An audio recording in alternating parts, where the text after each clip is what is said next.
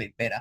Wouldn't that be a wonderful thing if, the weekend was over with smiles and happiness and not tears and arguments? So, it's a very positive card. As I said, improvements underway. Don't feel too smug. Yes, give yourself a good pat on the back, but also remember that there's always more work to be done. Even on a most positive situation, we can always still try and improve things and try and be a better person. And that's what I think this card is trying to share with us, the Nine of Cups, that, even though we're sitting there, we're feeling very comfortable with our arms folded, we're not in any way feeling threatened, that, there's always room for improvement. There's always things that we could be doing that is better in our lives than what we're doing at the present second. So enjoy your Easter break as we move on to the astrology section now. Now, look, it's really exciting because we are in the Aries time of the year.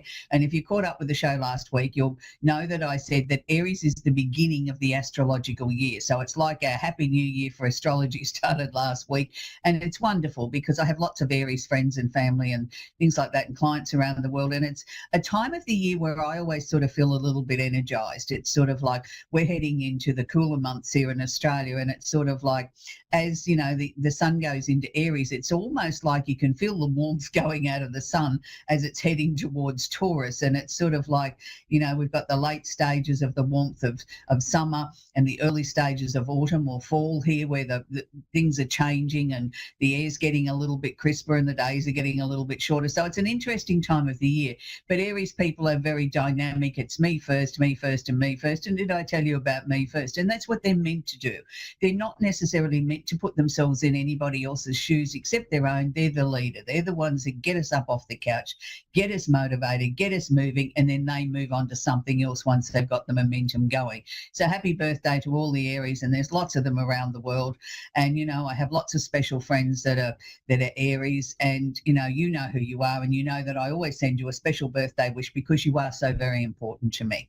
So with Neptune conjunct Saturn is sitting in Aries also. Now, look, we're going to be talking about this for a very long time to come because Neptune conjunct Saturn has only just moved into Aries. So Neptune's the planet of creativity, illusion, delusion, where we sort of sometimes feel as if we're walking around in a fog, that we can't find the answers. We know we're searching for them, we're working towards them, but sometimes they just seem to be a little bit out of reach. Now, Neptune's role here is to sort of not necessarily make everything look black or white. It's to say to you that there's other possibilities, there's other solutions that could come to the forefront while you're walking around in this fog in a little bit of a daydream or a daze. You're actually switching on other areas of the brain and other thought patterns that maybe you wouldn't have switched on if you were sort of go, go, go, go, go in that sort of very intense Aries energy, me first and let's get it done yesterday. So, it sort of slows you down a little bit to sort of maybe maximize what you can gain on a creative level or a level of perspective of looking at it through a different lens. So it's really positive here. So it's conjunct Saturn. So Saturn's the planet of discipline, the father figure, sort of says, put the brakes on things and sort of, we need that every now and then in our lives. It's great to be motivated and get up off the couch and go, 100 mile an hour.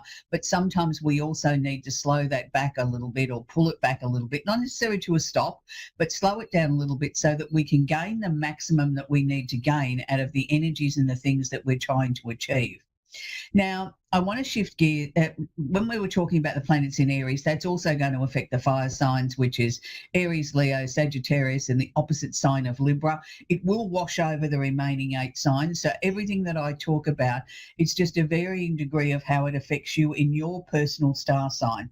So we're now going to shift gears and we're going to move into the Pisces sector, where we have Mercury, the planet of communication, is in Pisces. Now, why is this so important? Yes, it's important for the water signs, which is Pisces, Cancer, Scorpio, and the opposite sign of Virgo. But it's important as it washes over the remaining rest of us is the fact that Mercury in Pisces is asking us to find some creative, gentler ways of communicating, particularly over this Easter break. It's a time when, as I said previously in the introduction, when we get together with family and friends, and sometimes those relationships aren't always harmonious, or somebody's holding a grudge or something they thought you said and you didn't say, and and it makes it a very uncomfortable sort of Christmas lunch or Christmas dinner, Easter gathering, where people are sort of still holding grudges from Christmas or beyond, And it's like this time, it's time to sort of let go of that. Maybe try and soften the blow a little bit. Find a way to sort of put yourself in their shoes, to try and understand it from their perspective. Not everybody has an easy go of things in life. And sometimes people just sort of shut down and become a little bit abrasive because they don't want to talk about it, or they don't want to share, or they feel that you wouldn't be interested. So this is the time to be a little bit gentler, to be a little bit more creative in your conversation. Maybe pick a theme that, we're going to talk about over Easter lunch.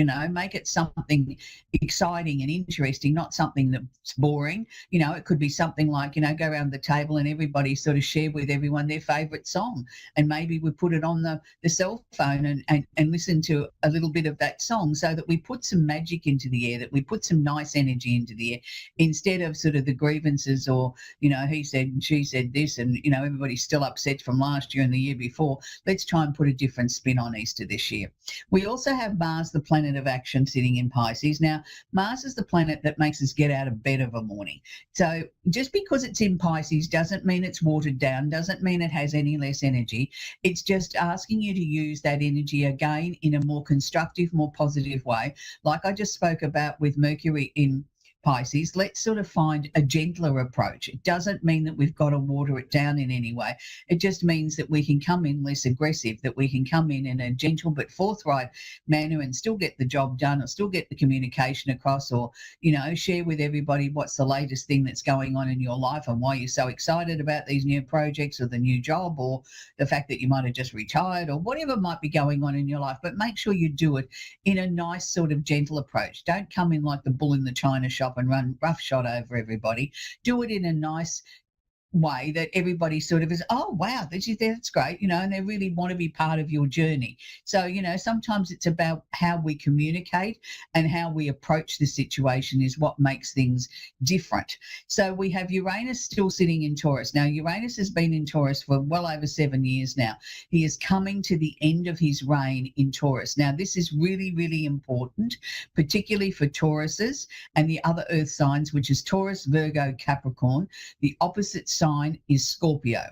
Now, I want you to be very careful here.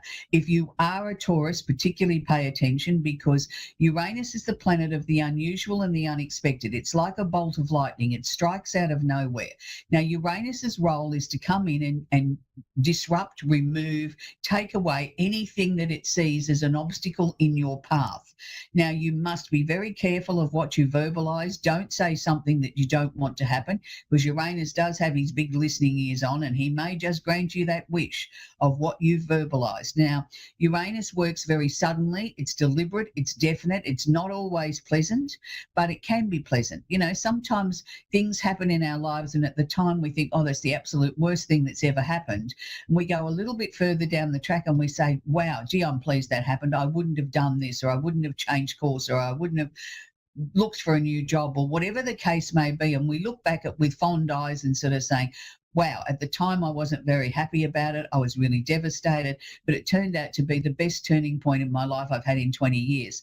So Uranus does bring blessings, as well as clearing what it sees as the obstacles out of your road. So be very, very careful. Uranus only has about 27 days left in Taurus before it moves into Gemini. So the intensity of the energy is going to be really, really, really intense. Yes, it will wash over other signs, not quite as intense, but again, I'm urging my clients that, if something doesn't feel right in your life at the moment, try and work through the energy. Don't get into a panic. Don't sort of be in a panic about maybe you're going to lose your job because of world events, because if you keep thinking that and feeling that, you will create it. You don't wish to create it. What you wish to create is whatever's meant to be for you will present itself in a positive, calm, nice sort of way, and you'll be happy to make the changes or the progress that needs. Don't get yourself in a tiz, because then you will start to attract that by keep voicing it, or talking it over with people, saying, oh gee, I don't know, I'm worried about my job. Don't say that. Just sort of say, well, look, things aren't as great at work as I thought they could be, but hey, we're all in it together. And sort of try and adopt that sort of attitude that we're all in it together, and whatever will be will be. And I think you'll come out of this last bit, no matter what your star sign is, a lot better off with the Uranus coming to an end in Taurus before he moves into Gemini. So we've still got Jupiter in Cancer, and is still going to be there for a little while yet. So, things are starting to expand. They're starting to ramp up a little bit more for the water signs, which is good. Cancerians like to sort of walk sideways to go forwards, as people write up affectionately. And maybe that is true. They'd be seen to be going sideways and not necessarily walking directly forward. But let me assure you, they certainly do make traction. They do make great decisions. And, they don't always have to run around and blow their own trumpet and say, look at me, aren't I fantastic? They just do it in a quiet, diligent sort of way, and can achieve a lot more than a lot of other star signs because their focus is on themselves. It's not about sharing with everybody how great they are. They just get on with the job. So it's a really important time for Cancers because they are finding that there's some golden opportunities out there, whether it's work or with relationships or just life in general. Things are starting to come towards them, and that's really good. So finally, I want to wrap up with Chiron in Aries. I've had a lot of people inboxing me, asking me, how does this actually work? Chiron sitting in Aries, it's the wounded healer. Now, yes, it will be affecting predominantly the fire signs, which is Aries, Leo, Sagittarius, and the opposite sign of Libra. It's giving them the opportunity to research, to find the answers to maybe health issues that have been plaguing them for a long time, not necessarily last week's common cold, but something that may have been there for a long time, a condition, an ache, a pain, or whatever. It's giving them a chance to heal on every level, not just on the mind, but the mind, body, and the soul. We're going to take our first call, which is Joan in Spring City in Pennsylvania. Are you there, Joan? Yes, I am. How are you today? Question I can answer for you. I'm absolutely fantastic, Joan. Do you have a question I can answer for you, sweetie? I do. I have lots of questions. Where's my future going? Well, that's a very broad sort of question. Is there a particular area of your future you'd like me to hone in on, Joan? Yes, as far as relationship and finance. Okay, great. All right. As far as the relationship, what they're showing me there is not necessarily an ending, but what they're showing me is that things have got to be changing. We've got to sort of change the demographic of the relationship a little bit. And I'm not necessarily saying I'm putting all that on your shoulders, Joan. I'm saying it's got to be, a two-way street. You've both got to sort of make some adjustments here. I think you're both very strong-willed people. There is no person right now. There's no one there I'm not at the in a moment? relationship currently. No. Okay, well, there's a relationship coming. They were showing it to me as if it was already there. So that's why I was talking in the present. Okay, so you're going to be attracting somebody that's going to be very strong-willed. So what you need to be aware of is that you both have a right to have your own opinions, but you've got to find ways there where the two of you can work together for the relationship to continue and grow. Was there somebody from your past that you always had this sort of idea in the back of your head that maybe one day we could get it together, maybe one day we would have a chance to see where this could go? That's what I was going to ask you. I have a friends with benefits right now. It's not going to go anywhere. Do they have dark hair? Yes. Well, I feel they do. It will. So, when they started giving me the information, it was like you were already in this relationship. You said, hang on a minute, no, I'm not. Well, that would make sense. But this to me is something that I think is going to take you a little bit by surprise when they sort of start a conversation about where is this going to go from sort of something that was, we don't discuss things like that. It's just purely a friends with benefits situation, and we don't get too heavy on the emotions in any way. It's going to sort of turn around. Now, look, I'd like to say it was next week, but I still think there's a little bit of waiting time here, Joan, before we actually go into what I was describing to you, where, you're both very strong-willed, you both have very definite opinions, and you've got to learn to balance that a little bit. I'm sort of seeing the relationship status change from about June onwards. It's like all of a sudden, whether they've had the epiphany moment and woken up and realised that, gee, hey, I'm not getting any younger and neither are you, we better do something about making this a proper relationship. I think it's something along those lines, because it literally sort of comes out of nowhere to me. It's sort of 1 minute they're happy with everything being the status quo and nothing's going to change, and we've done a complete backflip and want something so much more. Why are they so frightened of making a commitment? Is it because of their past? Yes, because they were cheated on, and yeah. But we've all been hurt in our past. Yeah. Okay. All right. Well, I feel that there's a lot of healing going on around that. Look, I can appreciate somebody that's been cheated on in the past is very skeptical about falling in love again and all those sort of things. I see it daily.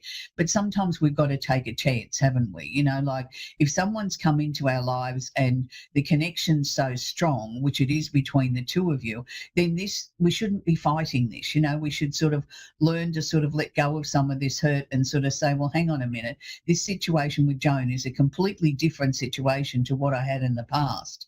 So, to give Right. you the credit and the merit for what you are as a person and what you've brought to the table, not sort of continually sort of, in a sense, punishing you because somebody else let them down in the past. That's not how a relationship should work.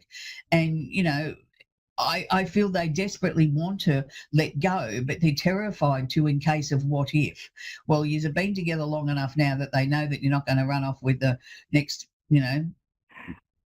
Right. wide-eyed sailor that comes along. Do you know what I mean? Like it's not, you've proved yourself is what I'm saying. So, just be aware it'll be sudden. 1 week is nothing. And then the next week it's like somebody's sort of given them an emotional brain transplant and they're looking at the relationship through completely different eyes. Just go with it. Don't ask why all of a sudden have you had a change of heart. Just go with the flow and, No, but start we to live then together work at some on. point.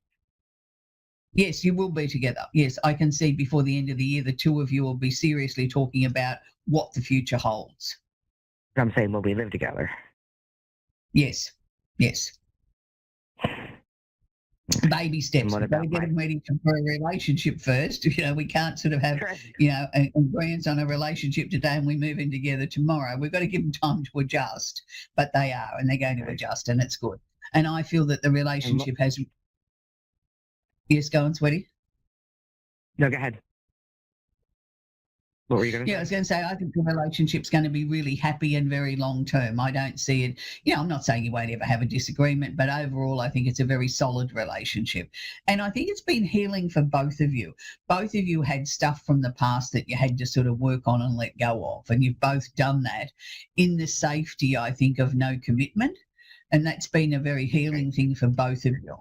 And that's good. So moving on to the finances, Joan, look, it's like a stop-start situation is what they're showing with finances. It's like, we get a little bit of a go on and then all of a sudden we come to a stop again because we've got, extra things or extra bills have come in that we weren't expecting and we get on going again. Look, I think that's the way it's going to be for 2026, unfortunately. I'm not saying you can't make a little bit of traction, but I'm saying don't expect that you're really going to achieve everything that you hope to achieve. 2027 is much better looking for finances. This is a year of tidying things up. Reducing debt, allowing yourself to sort of say, well, sometimes, I've got to splurge a little bit because it's good for my soul. I'll worry about the bills next week. You know what I mean? Sometimes we've got to do those things. And, when I say have a splurge, I'm not talking about thousands of dollars. I'm talking about something little. Buy yourself something Right. little and say to yourself, this is a present for all your hard work, whether it's a new dress or a bottle of nail polish. It doesn't matter. It's sort of learning to give to yourself because you've struggled for a long time, and it's now time we've got to learn that not everything always has to be a struggle. That there can be times there where we can reward ourselves, and that's a good thing, Joan. The other thing that they were sort of showing me was, I don't know what you've changed in your life as far as how you're approaching life as far as diet and exercise, and I don't like to use that word diet, your food choices, let's use that word, and how you're approaching things. But they're showing me that your energy levels for the first time in a very long time are nice and level. It's like whatever you're doing, whatever you've changed, just keep going because you're on the right path.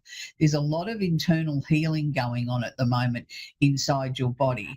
And that's a good thing because I think you held on to far too much stress. So I hope that's helped you, Joan. Okay, real quick. What about will I get a vehicle and will I ever make it down to Virginia to get my belongings? Yes to both of those things, but I don't think it's going to happen before September, sweetie. Okay. September was the timeline that they were showing me to the answer to both of those questions. So I hope that's helped you, Joan. That's where I'm going to have to leave it because I'm on time restraints. So we're going to talk with Jeanette in Southampton in England. Are you there, Jeanette? Jeanette. I am. Hello, Amanda. Hello, sweetie. How can I help you today? can you tell me what's coming in regarding relationships and love? Yes, certainly. We can certainly do that. The first thing that they were showing me is that you've got to let go of, I was going to say the past, but I think it's more than that. I think you've got to let go of the emotions and the disappointments of the past. You know, like not everything that went sour in a relationship was your fault, but you seem to take the lion's share of the blame. And I want you to let go of that. Not everything was your fault. And, you know, sometimes we attract people that are only meant to be in our lives for a short period of time. And once we've done the lesson or lessons with them, then it's time for them to move on and us to move on. So that's what I think's happened to you in the past. They're showing me most magnificent, beautiful, big pink heart. So when they do that, that usually means there's certainly romance coming in. Is there somebody that you've been sort of chatting with that you'd sort of half-hearted sort of think that'd be nice to get to know them a little bit better? No. No? Okay. Because they were showing me communication going backwards and forwards as if it was like on a phone, you know, or a text message or something like that. It wasn't sort of necessarily a face-to-face situation. So you haven't got a connection with somebody like that where you've been in a chat room or chatting with somebody online or something? No. I wouldn't do online. No. No, I'm normally against it, and that's why I was hesitant to mention it, because to me, I'm old-fashioned. I like people to meet people in the flesh and sort of, you know, take it from there. But but this may just be as the relationship starts to, you know, get a bit of legs, that maybe there's a lot of texting or phone calls or something going on, because they kept showing me a mobile phone as being the predominant part of the relationship in the early part. Now, look, I'm getting somebody that I think is reasonably tall. They've got brown hair. I don't feel that they've been in a relationship for a while. I'm going to say a little bit old-fashioned in the way that they dress. And look, there's nothing wrong with that. I think it's nice to see somebody that puts some effort in to get dressed up if they're coming to see you. I like that. You know, they're not turning up in their scruffy old clothes. I mean, this man has got manners.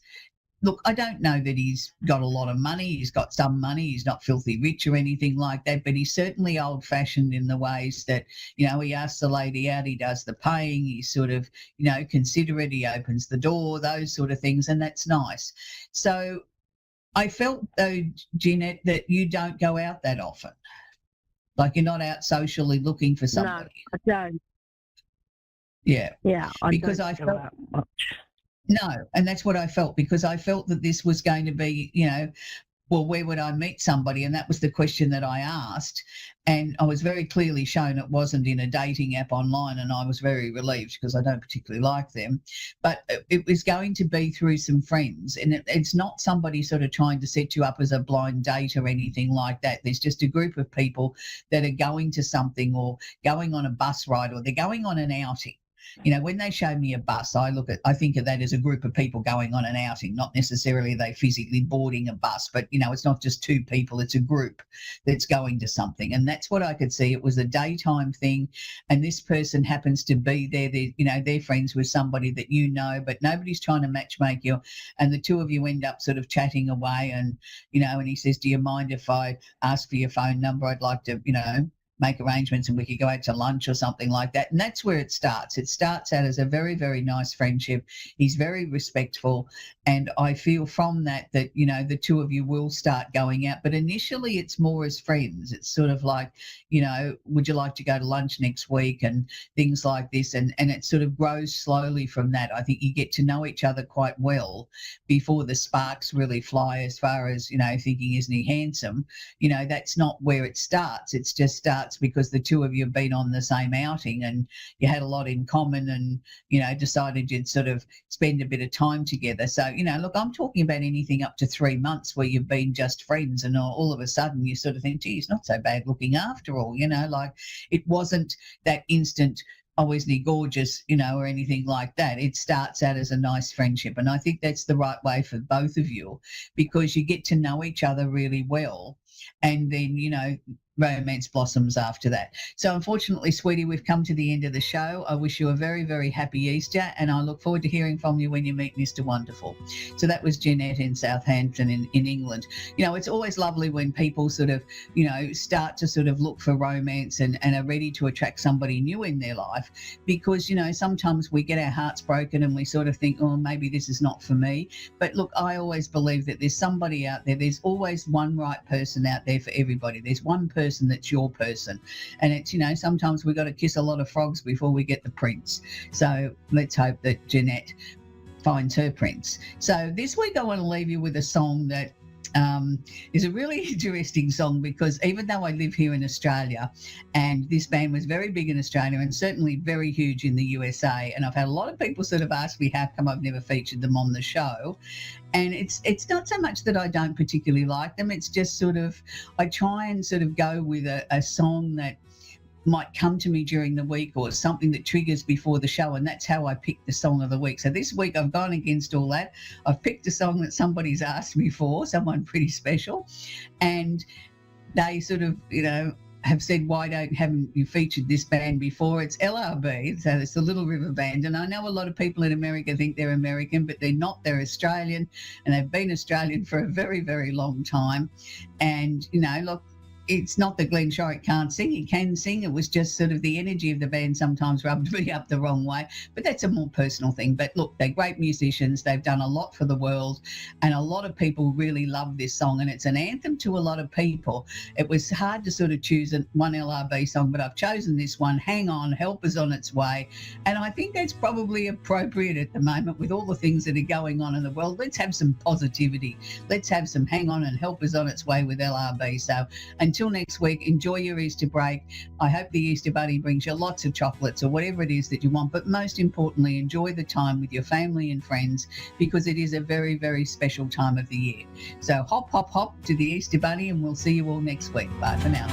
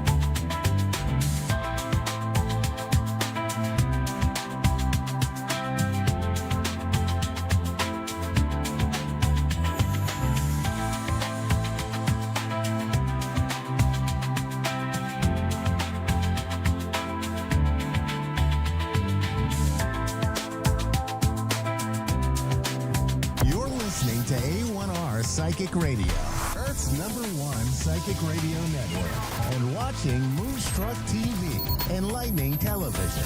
Welcome. Time for the Mini Medium with Stephanie Cowan.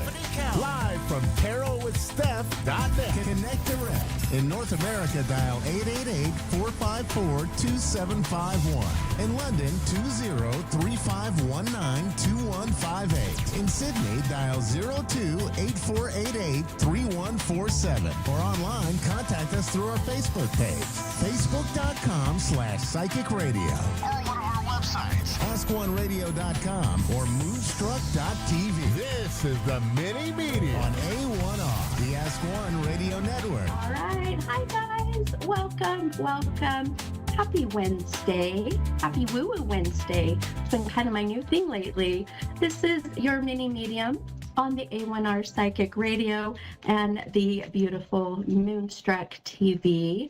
I am super excited for tonight, as I always am, but I have been going through a lot of transition and some changes in my life, and I feel like this has just been kind of what's out there.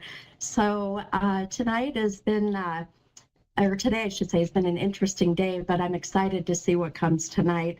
It's been a minute since I've been able to do a live show, but I'm happy and I'm excited to be here, and I can't wait to see what comes of the calls tonight. So anyhow, couple things just wanted to throw out there too.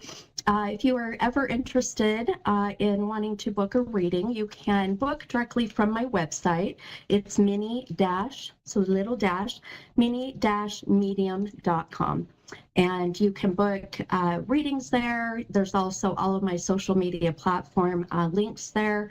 Of course, including my link to A1R Psychic Radio. But also I have events coming up, and I have a fun event coming up next month here in Utah at a place called Callie's Cafe and Sports Bar. I'm super excited.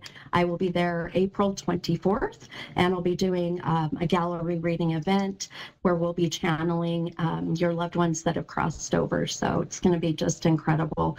And then in June, right around my birthday, I'll be in St. George, Utah. Super excited, heading south, nice warm weather. And then a couple other fun things coming. In July, I will be in, excuse me, in Pittsburgh, gosh, not Pittsburgh, sorry, in Gettysburg, Pennsylvania.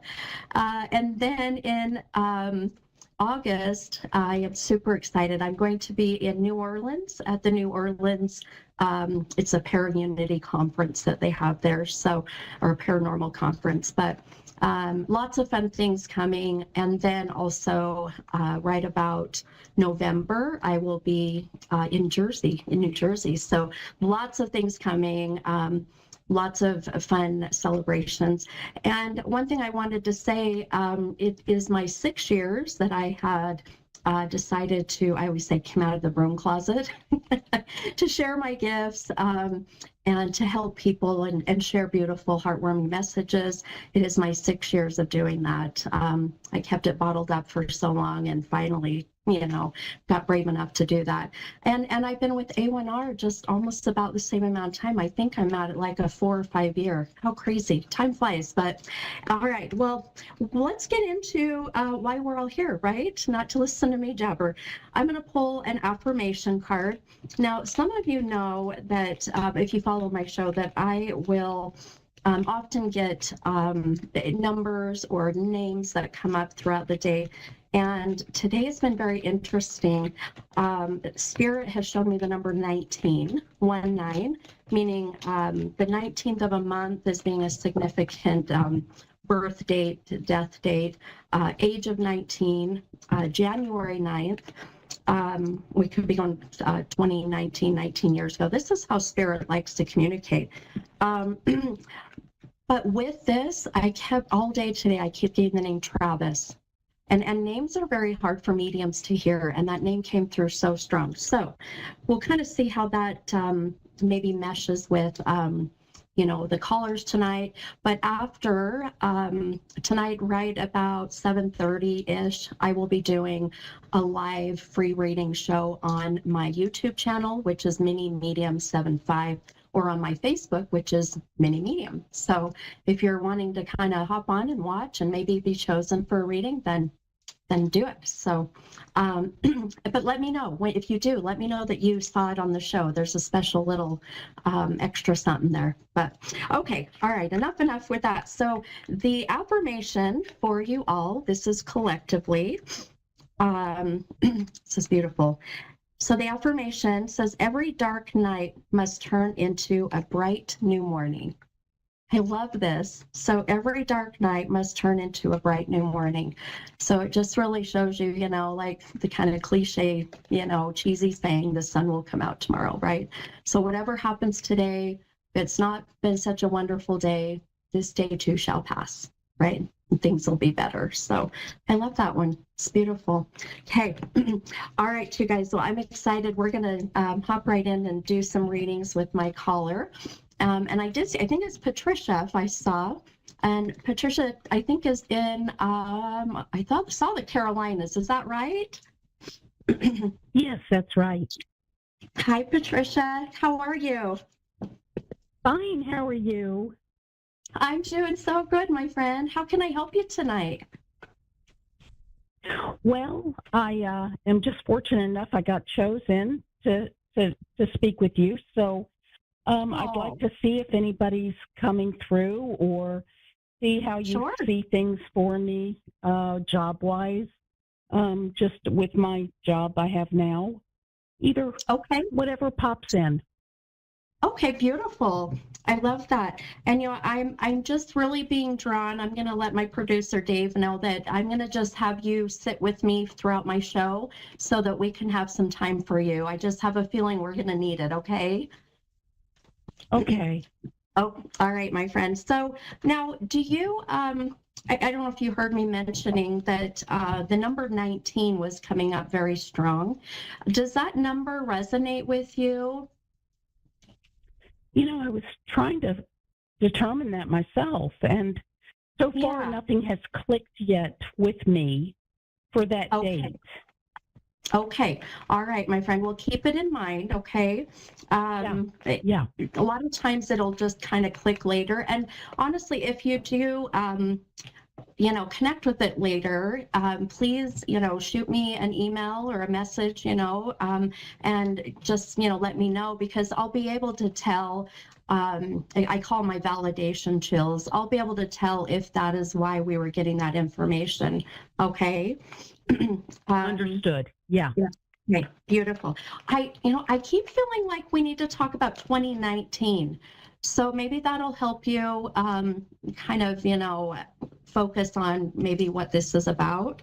So whether you lost someone in the year 2019, I mean, I know that was pre-COVID, and I think we all kind of were going through a lot, but it's not that. So maybe just keep that in mind, okay? Yeah. Okay. All right, my friends. So I pulled a couple cards for you. And the way that I do my readings, I use my tarot cards just as a visual validation in a sense of what my gifts are bringing to me. So one of the things that I noticed that you pulled right away, I'll show them on camera here too, but you pulled this beautiful Hanged Man card. Now that card did come out of the deck reversed. And then you pulled this Page of Pentacles, and that also came out reversed. So sometimes people kind of panic when they hear their cards are upside down, but for me, it's actually a really good thing for you, Hunt. So this right here shows me that at this moment, you are mindful, or at least you are, or even getting down deep into what we call your shadow work. And your shadow work is really the things that you are working on, or the things you know you need to work on to just try to live your best life, be the best version of you, as I say.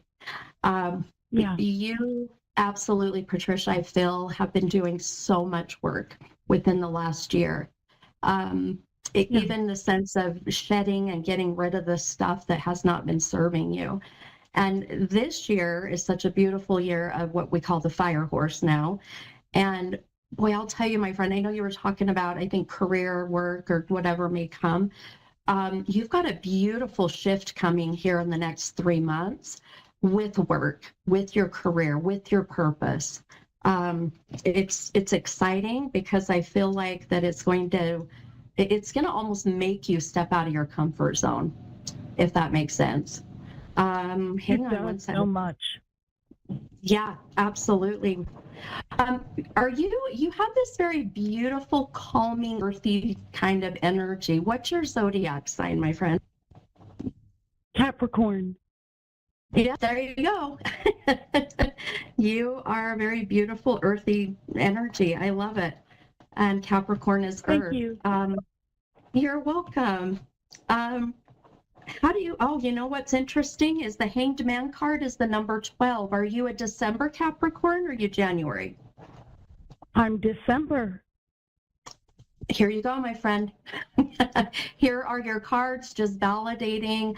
And this is where I tell people, the cards will validate it, because I can tell you what I'm getting through my gifts, but the human side wants validation and visuals. So this is so good, so good.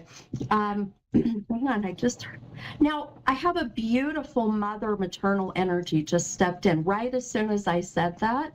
Now, do you have mom on the other side? I do. Yep. Your mama's here. This is I have chills. Like my hair on my arms is standing straight up. Yeah. Oh. This is beautiful. Gosh, sometimes my mom comes through and then my husband right behind her. Oh, yeah. We call it piggybacking. You know, they'll come in right behind. And I heard happy anniversary. I heard happy anniversary, babe. Literally just said happy anniversary, babe. When is your anniversary, hun? Well, my son and his wife just had their anniversary yesterday.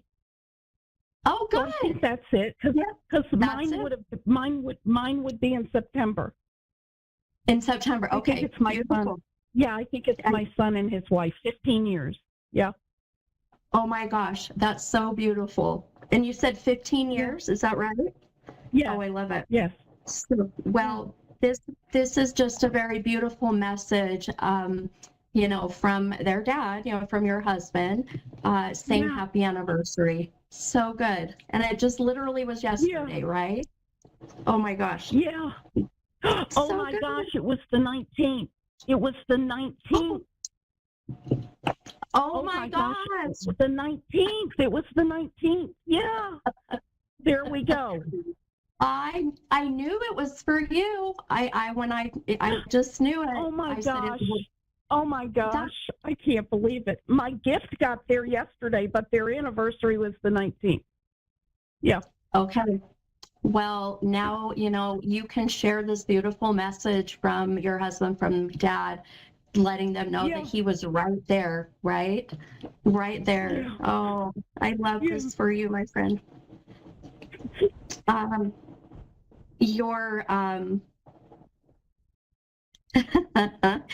Your husband has a very fun energy, by the way. I feel like mom kind of steps to the side. Yeah, he's quite the comedian.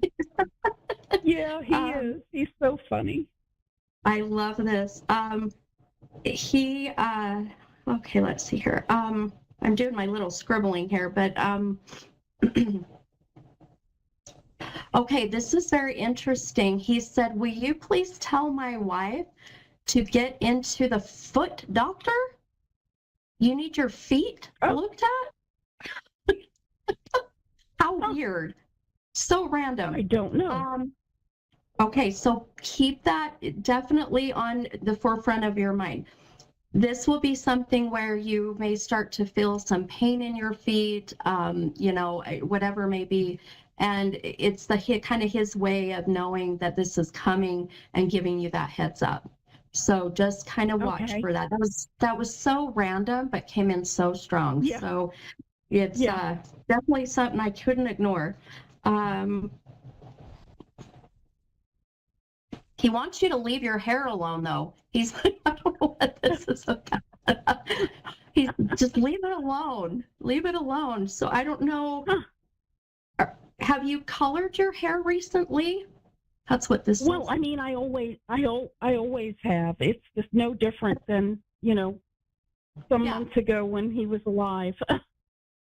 Yeah, and I know it's his way of letting you know that he just loves you for you, my friend. He loves you for just your natural way. You know, I tell my husband, I will never have grays. You will never see my grays. Because I color them, you know, it's just how it is. Yeah. But I love that it's just his very endearing way of letting you know how much he just loves you for your natural way, you know, and just how you are. It's amazing. He showed me a rocking chair. Boy, I'm getting a lot coming in. Unless this is mom. Yeah, I wonder if it's my rocking recliner chair, because I look right at him every day from my rocking recliner chair. Oh, I love that. Oh, I love that. And would he sit just, I mean, literally across from you in his own recliner or in the kind of the side of the couch? Is that where he would be? Exactly, the side of the couch. Yeah. And I just have some stuff set up for him right by my chair. Yeah. Oh my gosh. Oh, I love it. I love it. He just showed me the number 26 and then switched to 27. How many years were you married, my friend? 43. Wow. That's incredible. That's incredible. Oh my gosh. Together almost 50, but we were married for 43 years and a month. Yeah. Oh my gosh. That's so beautiful. You know, you just don't hear that anymore.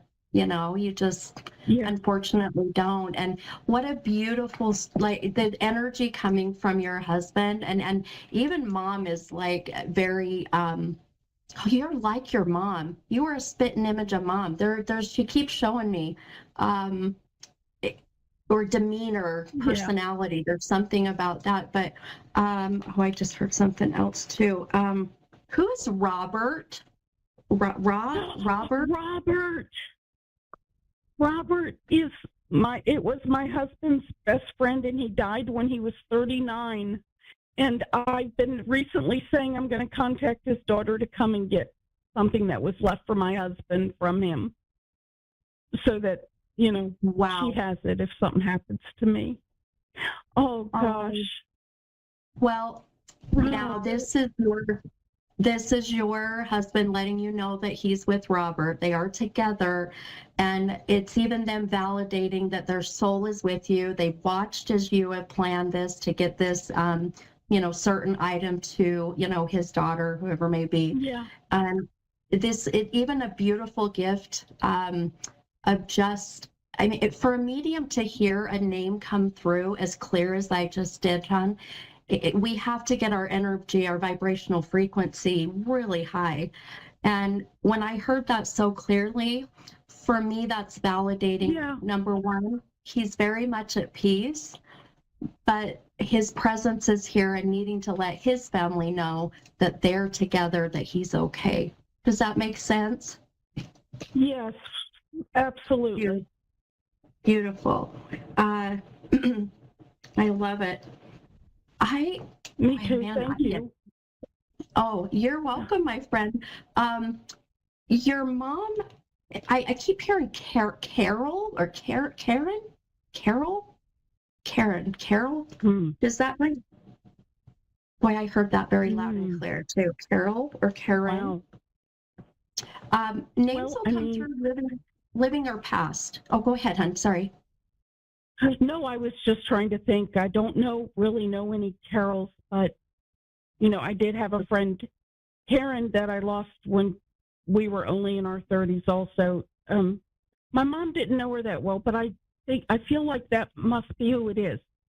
I just feel like it is Karen.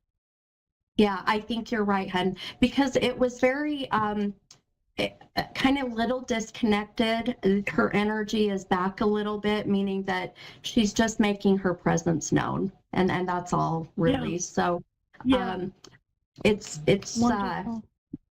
beautiful. You have so many beautiful souls. But one thing I love, and I'm going to try to explain the visual I just had, is mom came in right away, and then mom steps to the side, but she also doesn't want to be forgotten. She's like, I'm still here, but then she kind of like coaxed your husband. She's like, it's okay, you come. And then that's when I heard the anniversary where, dad saying happy anniversary to and then your mom they are just arm in arm. And I don't know why that's important that I tell you that, but your mom says, I've got him. She says, I got him. And she kind of, it's so sweet. They really loved each other. I was just going to ask, were they very close? Because I'll tell you, she, Oh, your husband,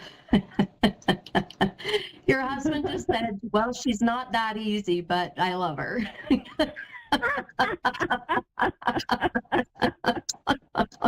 That was very cute. Oh, that's so funny. He's Oh. quite the comedian. Oh my gosh. He is. I miss it. I love him. His energy. Yeah. And one thing I love that he just, boy, he has just given me one thing after another. But he keeps mentioning that he says, will you tell my wife that I am in the dream, but she's not paying attention.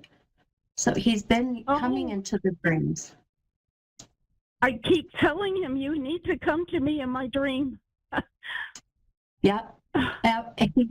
And you know, one thing, I've done this a very long time, 28 years of practicing mediumship, and I'll tell you one thing that I really feel is that life in general, stress, you know, grief, all of that energy is so heavy, it's so thick that we just can't hear them, you know, our loved ones in spirit. Yeah. We can't feel them. Yeah. So I have a very, very good feeling for you, hun, that you're going to remember your dreams and those visits from him, and it's going to come pretty dang soon. Good. Wonderful. I work on it. I do. Yeah. Do you know, one thing that might help you, that I always suggest to my clients, get yourself rose quartz, beautiful rose quartz, Yeah. and put that right by your bed or even underneath your pillow. That will help to clear out any of the clutter per se, so he can come in and visit. Okay.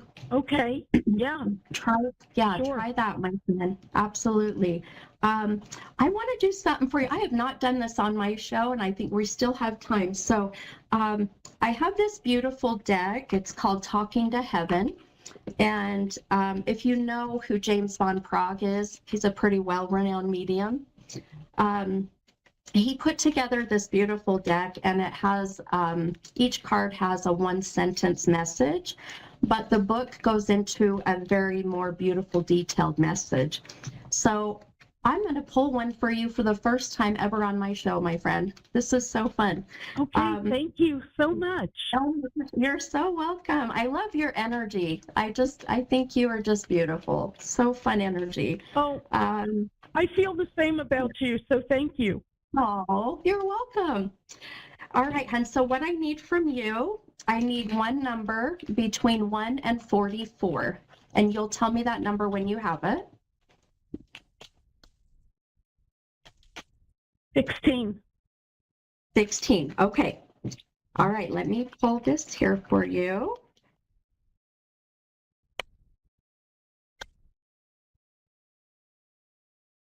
Ooh. Well, your husband is so excited. I'm shaking. I love this. Okay. I miss him. Yeah. Oh, he made me laugh every day. I'm sure, my friend. You know, to be with someone for 50 years, you know, I mean, that's a huge chunk of your life. And, you know, I will say, and I know you know this, but he is your person. He is your person. And that soul contract that you have, Patricia, with him will never be broken, ever. No. So good. Right. Oh, yeah. Okay. I can't wait to read this one to you. This is so good. He just showed me a new granddaughter, or like the most recent grandbaby was a girl. We don't have any grandchildren. Our kids tried, and it just wasn't successful. Oh. Ah, okay.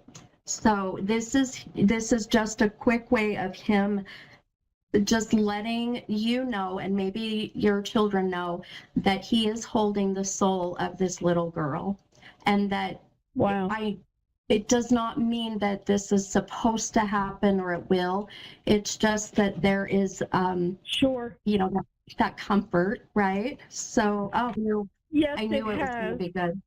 It Well, really has. So I thank you so very much.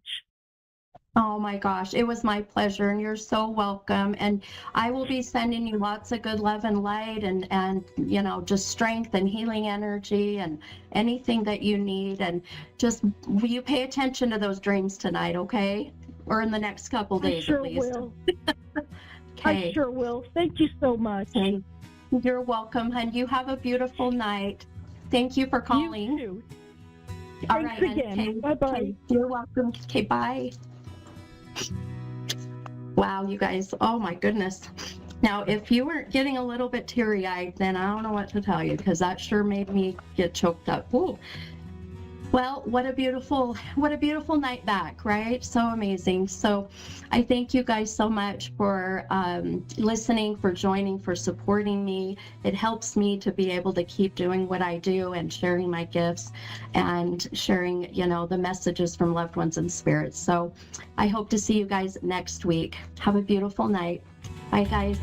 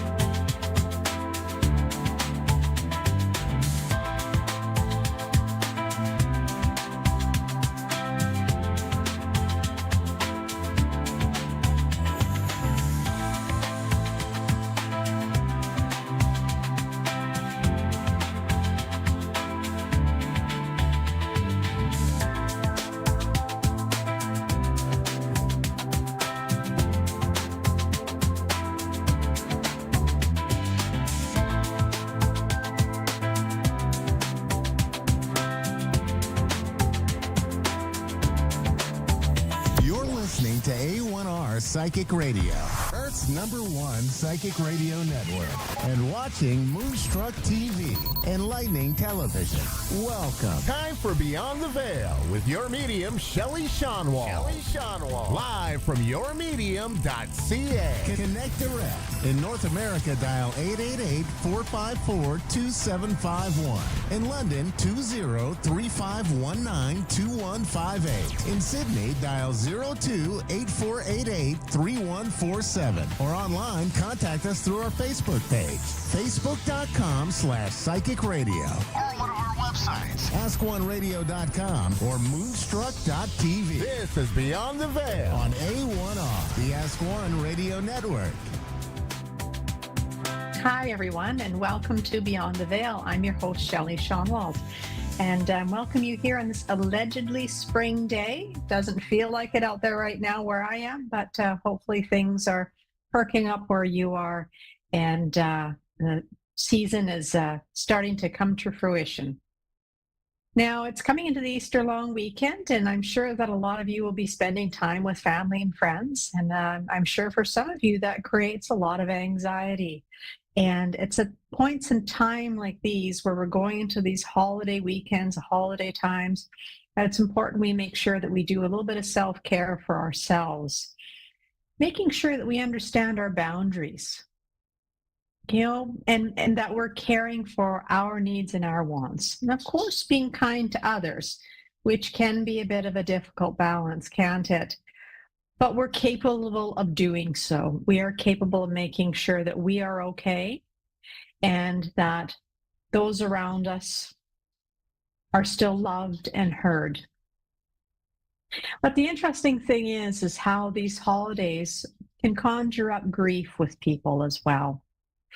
If you lost a loved one and this holiday has some significance to it, it can often be tough to go through the time because there's all those memories that are coming to the surface of all the wonderful things that you used to do together. And unfortunately, your loved one is not at the table. So be mindful of people around you that they may be struggling with that, and to go easy on people. We do have a caller here now. We have Robbie in Sparks, Nevada. Robbie, are you there? Hi, Hi, I'm Robbie. here. How are you doing today? Oh, I'm doing pretty good. Got some questions. Okay. Wow. I may have some answers. Well, I've got a lot of activity going along around me and my household. Yes, some strange stuff is happening, isn't it? Yeah, I know what it is. I'm pretty sure. But what do you see? Okay. All right. So it's sorry. Go ahead. I'm getting a beat on this because it feels like there is a lot of spiritual activity going in around you. And things are things moving? Oh, you're right.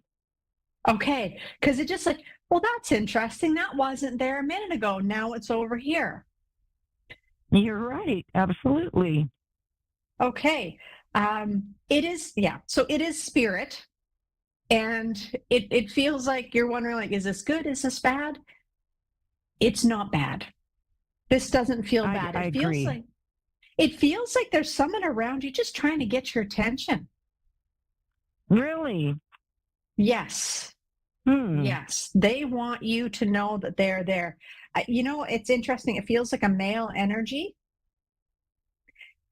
Oh, this is it's interesting. a relative. It's someone that's related to you. Have you lost, it feels like an older gentleman that passed? Several. Okay, because it feels like father, grandfather. My father's passed. Yes. Yeah. And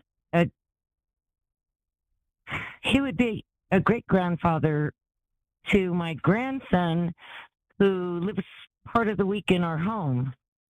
Because and of the his activity, school and the activities in my home. In your home, and it seems to be a little bit more so. 16. Well, we have abilities in our family. Yeah. And particularly I do. And when my children, his mother and all of my other children were teenager, we had a big ramp up in activity around the house too. Yeah.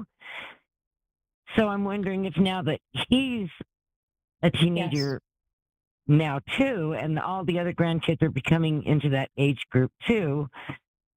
Yeah. Is this going to go again? Yes. So sometimes it felt bad before, but I haven't felt that so far. No, this isn't bad. And often it's, let's say Hollywood can be a little bit like that. They want to teach us that it's, these scary things, but this is not. This is a grandfather, your father, great grandfather to my father. Yes. So he's, but it feels like your grandson has this ability as well. This is coming through him. And I think so too. The teen years, the activity, if you have this ability, when you have a teenager around, it's just like the hormones, everything kind of get like, oh my gosh, there's all this activity. I he's agree. Being drawn in. Now, because your grandson and you have this ability, it's easy for your father to come around, right? So he's going like, hey, I'm here, guys, I'm here. And He's also it's the first grandson, so he's the first one that's come of this age. So he's the first one, and we only have 2. We have 8 granddaughters. Oh, okay. Yeah, it feels like being your grandson. I'm not sure how it feels about it but I'm hearing foster it, foster this. Like, don't stifle it. I mean, you're open, which is great. So he has that outlet, but it's hard to as a teenager because my friends don't want to, don't want to know that maybe I can talk to dead people, right? Right. He's definitely like skeptical, but we've had poltergeistish incidents apporting objects, and my Starbucks straw got like snapped when we were driving in the car, he and I doing a driving lesson. And he got snappy with me and I got snappy with him, and we got home and there was my Starbucks straw was just like snapped between us. I didn't do it, and I didn't see him do it, but stuff like that, Yeah, he's got a lot of energy to him. He definitely does. He's an athlete. Yeah, but it's like if he's open to it, to get him a teacher. Get him a teacher with this, because there's good, strong energy, and to be open and honest about this with him. And I have been always, but I get scapegoated a little bit, like, oh no, that's not real, Grandma. Well, and the thing is, when kids are young too, we so desperately just want to be normal. Right? We don't want to be anything that puts us as an outlier. And that may change as they come into their own as well, right? Especially boys. I always taught boys. I taught my kids, and my son, I had only 1, and my daughters, I had 4.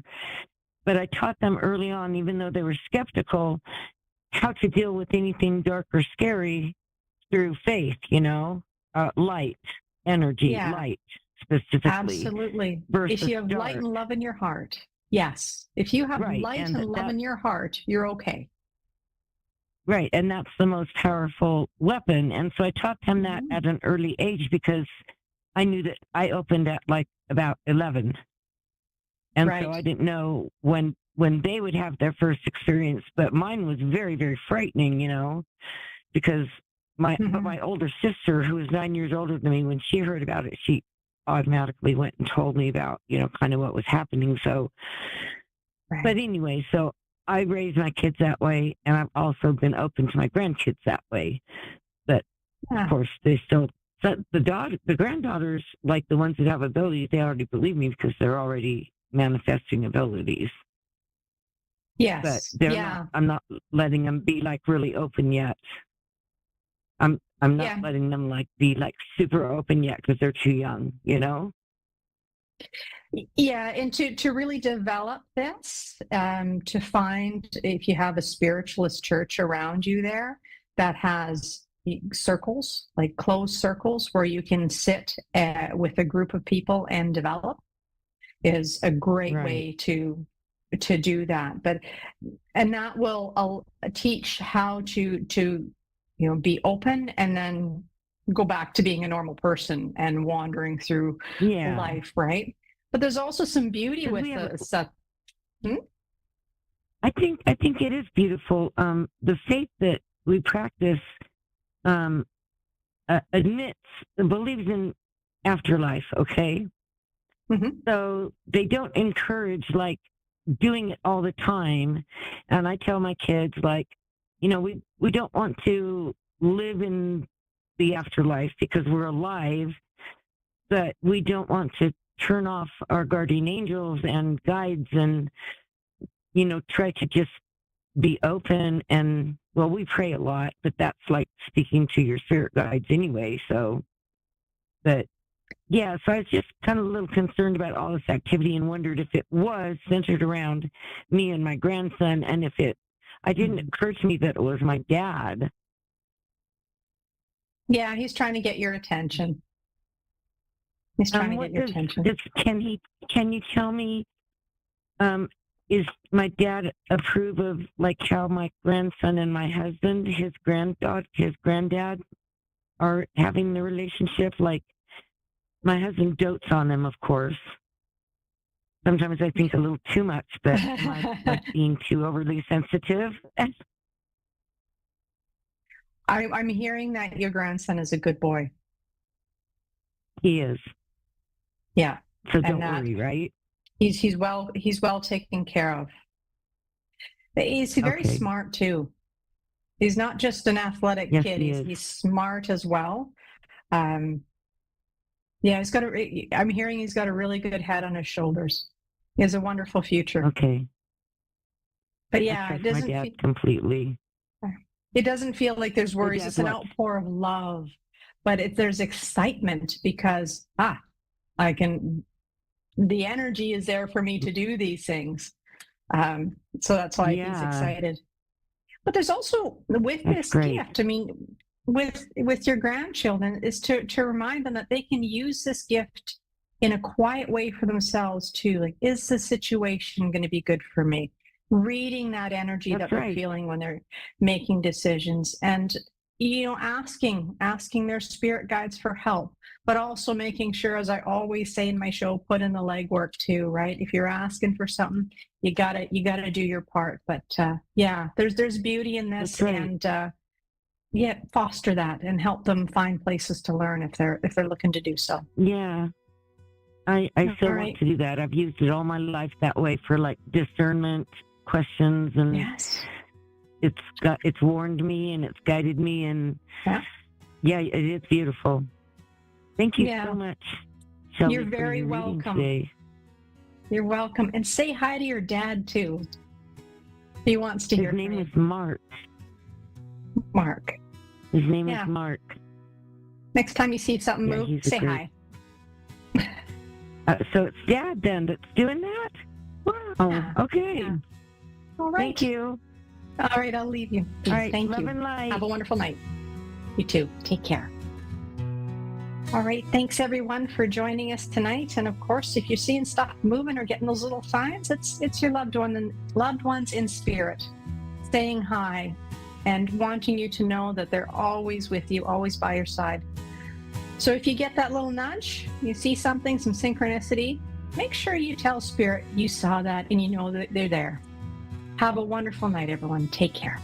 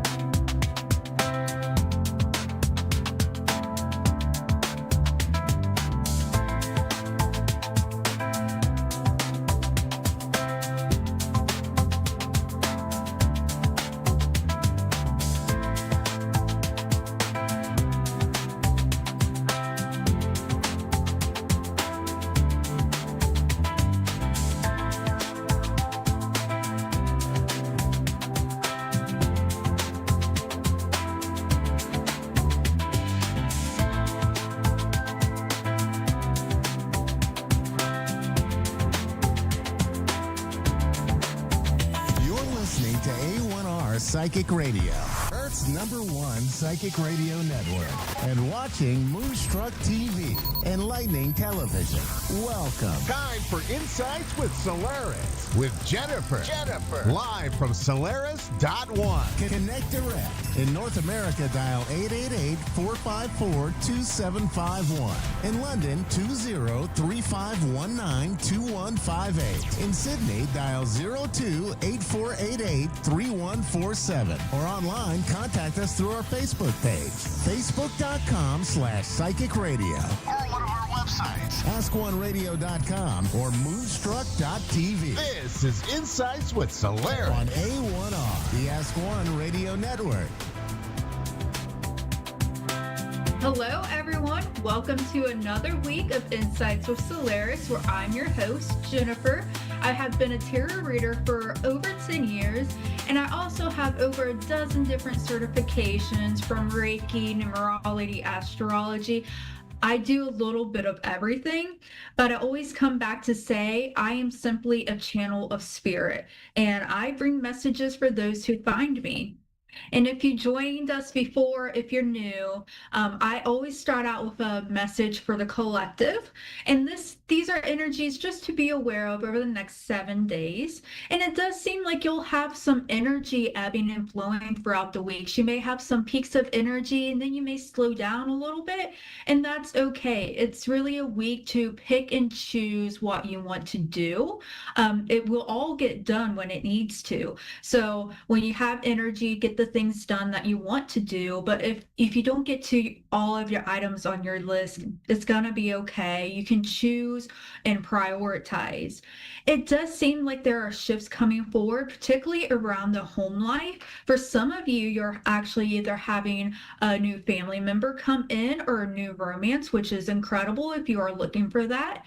And for others, it may be more on the intuitive side, where you may be finding new spiritual practices or journaling or really just stepping into your own intuition. So, of course, this is a collective reading, so it's going to be a little bit different.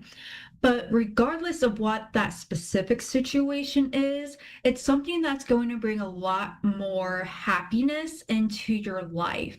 It's going to bring contentment, some peace, and some abundance. So it is something really incredible to look forward. And as we are moving through everything, Spirit just wants to tell everyone to just a great job, okay? Everyone's been working hard, continuous improvement. So keep at it, and we'll have another message next week. And so we're going to jump to our caller, and we have Denise from Tennessee. Hello, Denise. Hello, how are you? I'm doing good. How are you? I'm doing good. What type of questions do you have today? I was looking for answers to like my job career, like where is it headed? Yeah, absolutely. We can jump into that. Immediately, I do see that you have a couple really good friends on your side, and they may be great, actually, like coworkers to help you move forward. So that's the immediate message coming in. So if you have really good coworkers, yeah, they're on your side, which is wonderful. Oh, that's good. Yes. Yeah. Also, before we get in, because I am already seeing some mixed energies, is that you need to tell yourself that you deserve to be happy and you deserve to have good things happen to you.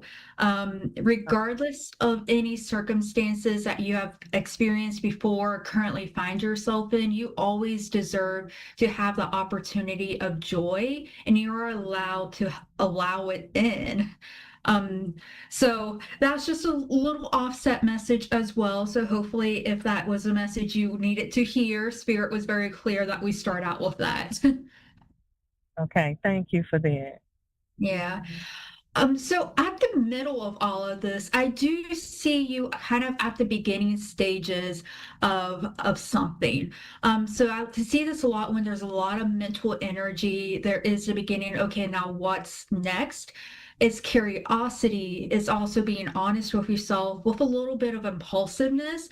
So just be aware that as you are collecting information and you wanting to move forward, make sure it's not an impulsive decision. Because okay, does that make sense? Not too impulsive? Yeah. Yes, that But makes sense. what I like for you here is that on top of all of this, we have the star card, which is an incredible card of you moving forward in a direction that is going to make you happy, that's going to let you shine and gain more skills, show your strengths, and moving forward in that. There is a lot of emotion actually coming in for a career reading. Are you in a particular phase where you're either working with a lot of people or it has an emotional aspect to it? Yes. Okay. So then that's good news. That's good news because it seems like there's been periods in your past that kind of has led you to this career path. So there's a feeling of being quite alone possibly in your younger years and learning a lot, needing to learn a lot. And so while you're bringing all of this to the present situation, there is a lot of hope and there is a lot of dreaming. However, in the near future, there is some little bit of cautionary tale coming forward. Or do you have any type of trip or any type of almost even classes if you may be taking a class or any type of training? Do you have any? Okay, so and is it for work? Yes. Okay. This is a little bit of a cautionary thing. Of course, like it doesn't have to be bad. When these energies rise up, you just, okay, let's look at it and then let's see what we can navigate a little bit better. So as you're moving forward with this area and this situation, it's going to be a lot of work on you. So it is okay for you to ask for help in this time period to be like, okay, hey, I need to focus on this, so I need support on maybe some of my other responsibilities. And that shows a lot of leadership as well, because if you don't do this, you are actually putting you in a situation where you're going to get burned out and you're actually going to have some effects, some stress related health concerns. Okay, and that could be just tenseness, that could be muscle aches, but whatever it comes up with is saying that it can be navigated if you ask for some help. Does that make sense? Okay. Yes, that does. And it is just, again, a warning that, okay, it's going to be a bit of a challenging situation, but I see you have the emotional balance and the tact to deal with everything. So again, that is just going to be within your favor to ask for help in this situation as you're in this travel and training period. Okay. Now, over on this side of the card, so what I'm seeing is there's actually it feels like there's a missed opportunity, but I can't quite get a read on it.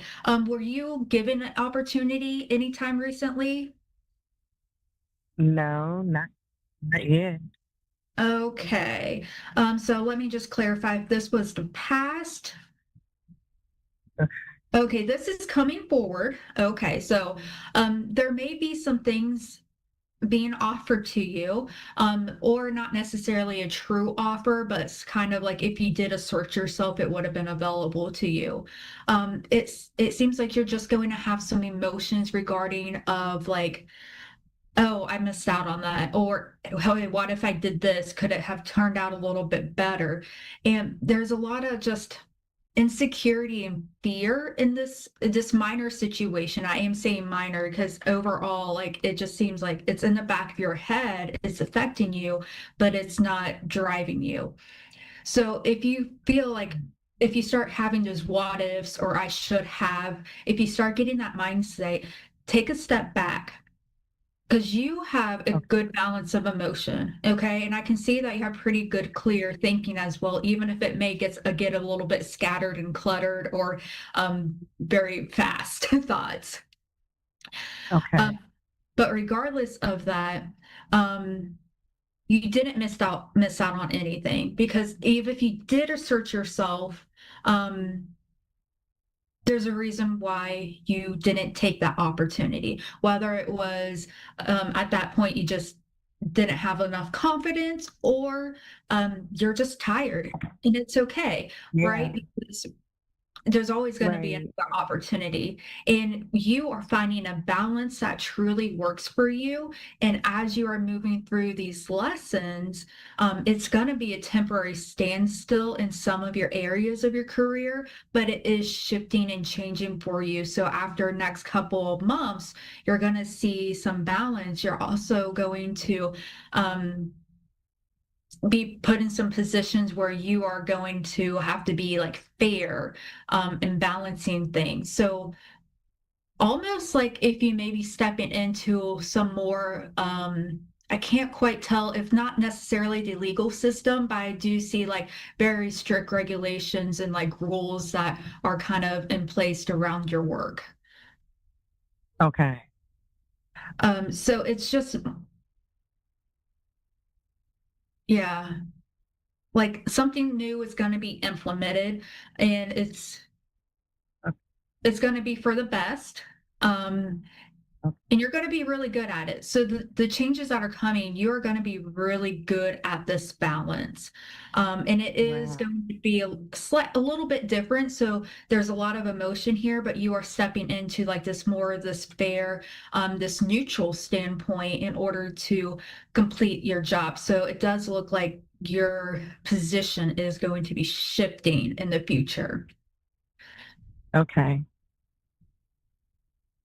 But again, as you are going through all of this, it is a huge learning opportunity. But there's a lot of new beginnings. So you're not at the mastery phase as you're going through this. So a lot of it's going to be at the beginning phase where there's going to be some trial and error. But I'm trying to get clarity from Spirit on this particular comment. Do you have any questions so far? No. Okay. There's just a sense of you forgiving yourself. You like there is a point of like perhaps you've been thinking of the past a little bit more the last couple of weeks. And yeah, have you been thinking about the past? Yes. Does it have to do with romance and love as well? It does. Okay. So now it's coming together because I'm like, I see this career, but I'm like, what's going on here? So it is okay to work on forgiving yourself. There's just a real strong message from Spirit trying to come in and for you to say life is precious, and like it's about you creating your reality, and what you think, what you dream, and what you imagine. You are the creator, and so you have nothing missing right now because love transcends all time and space. You have all the love of your past loved ones, all the love from your future, and so that love that you're searching for is going to come back. But forgive yourself. You're gonna do great. You're doing wonderful, and you have the freedom to go wherever you want, and you have complete and total permission to move forward. Okay. So I hope that clears up some things for you, and it was so nice talking to you, Denise. It does. Thank you so much. All right, you have a wonderful night. Bye-bye. Bye. All right, well, that's it for this week, and I'll see you again next week.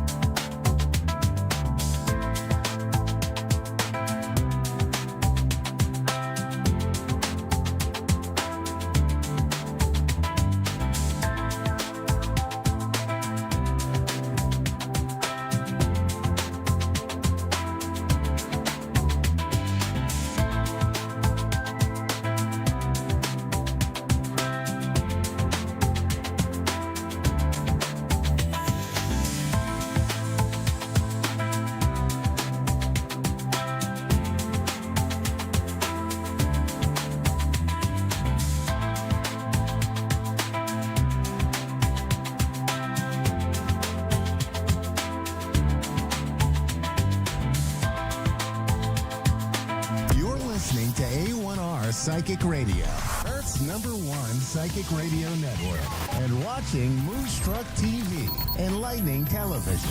Welcome. Time for New York City Celebrity Psychic with Perry Lyons. Perry Lyons. Live from PerryLyons.com. Connect direct. In North America, dial 888-454-2751. In London, 20-3519-2158. In Sydney, dial 02-8488-3147. Or online, contact us through our Facebook page, facebook.com/psychic radio. Or one of our websites, askoneradio.com or moonstruck.tv. This is New York City Celebrity Psychic on A1R, the Ask One Radio Network. Hello, darlings. Hello, my cherished ducklings. How are you today? I don't know. Is it everybody I've talked to today? Oops, blush problem. Hold on. Everybody I've talked to today has had just a crap day. So I hope you're having a good day. And tomorrow's a new day. But there's something to that. So if today has been difficult, just breathe in white air. Breathe out more white air and let it dispel all the gray fog around you. If there is gray fog around you, you might be in London, which is actually good. Anyway, welcome to Perry Lyons, Celebrity Psychic, New York City. I know that's an English village in the background, but that's my new wallpaper. So we're going to do the Psychic Tarot weather. I'm so glad you're here, too. Hello. Okay. The Psychic Tarot weather is just like regular weather. You guys know how this works. I've been doing this for 8 years. Every single person on YouTube ripped it off. And do I ask for royalties? No, I do not. Feel free to send them. Okay, so it's 3 cards. First card is the first part of the week. Second card is like weekend-ish. Third card is like a Monday-ish on to next Wednesday when the whole cycle begins again. Okay, this makes sense. The first card is the 5 of Wands. 5 is never a fabulous number. Sorry about this. There you go. 5 is usually the number of conflict and things changing and the plant outgrowing the pot, and the pot breaks. But that's a good metaphor because when you get 5 in anything, especially 5 of Wands, because Wands is everyday life, it means you've outgrown your old container. And you might be a little in conflict with people around you because when we outgrow our old kind of identity or limitations, people have a hard time with it. The writer Henry Miller once said, when you exceed your known limitations, do not expect the approval of family or friends. Of course, they'll eventually come around and then want to borrow money. But so you're actually doing well. But if you're in conflict with people around you, hang on to yourself because you're probably doing something right. Here we go. So the Ace of Wands, can we see that? And what does this picture remind us of, children? Nothing. Aces, as in tarot, as in poker, are always, oh, hey, Paul, I'll be with you in a second. Aces in tarot, as in poker, are always good. They're the beginning of a new cycle. They're usually a big step up from the old cycle, a step up in frequency, a step up in just good stuff, effectiveness. In this case, Wands, as I said before, wands are about day-to-day life, or as a smart friend of mine says, quotidian, which she used for about 5 years before I finally said, what does that mean? She said it means day-to-day, daily life. So your quotidian life. And the Ace of Wands means that you're outgrowing your old container and a new container is kind of appearing around you. Anything you're starting right now is going to have the support of people you might even know yet, or people you do know who are suddenly looking at you and being like, I'm taking that person seriously now. Have some money. And, wow, this is great.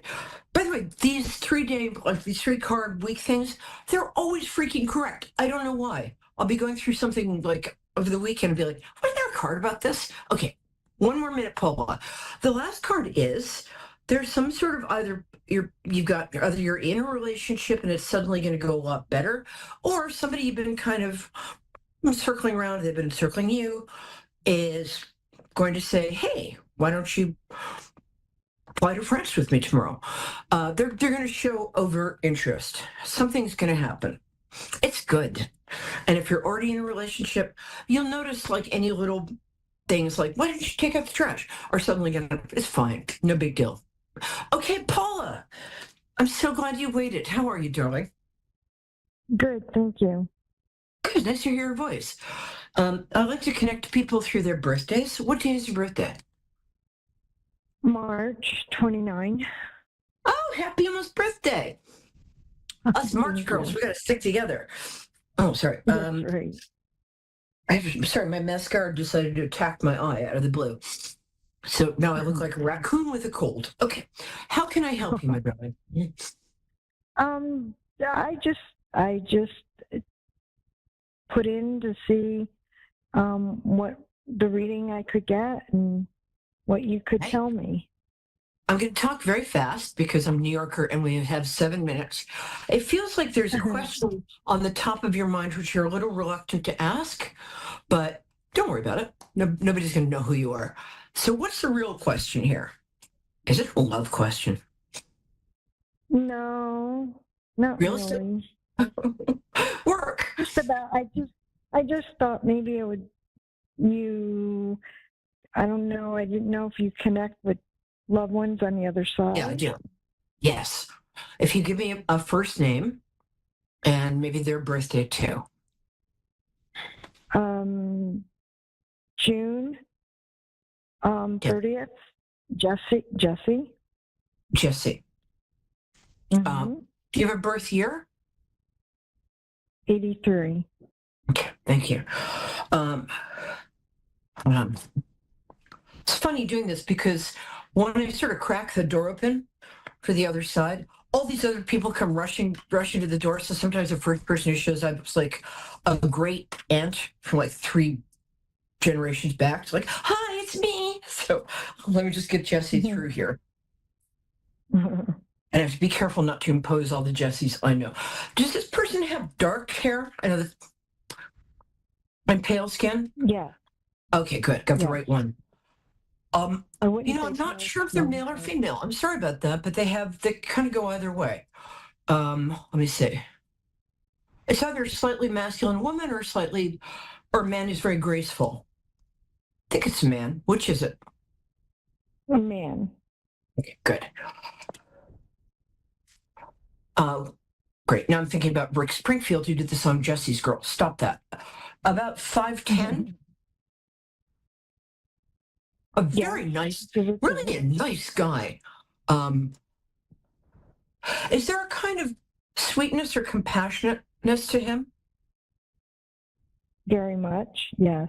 I like him. Hi, Tina. When's your birthday? January. Oh, any particular day? Oh, good day. We like that day. Good, darling. Oh, Tara. Is it Tina or Tara? Yes. Tara? Tara. Oh, it's a beautiful name. I love that name. Thank you. And Yonkers. Yeah, Yonkers. As a native New Yorker, I appreciate that. Oh. And which part? Well, originally from Rockland County, but then I moved to Brooklyn when I was 16 and been there ever since. But my family's... Oh, okay. Yeah. My family's New York City for like 100 years. Not doing anything interesting, just too stubborn to move. But Yonkers is beautiful. I'm from Rockland, right across Rockland, right across this river. Yeah, anyway. Exactly. Yes. Tell me your birthday. And, you did, January 12th. January I'm so 12th. sorry. That's a really good day, too. Okay.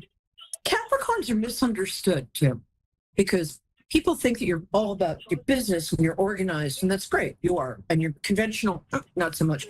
But behind the put together exterior, you guys are really bonkers in the best possible way. You're actually very original.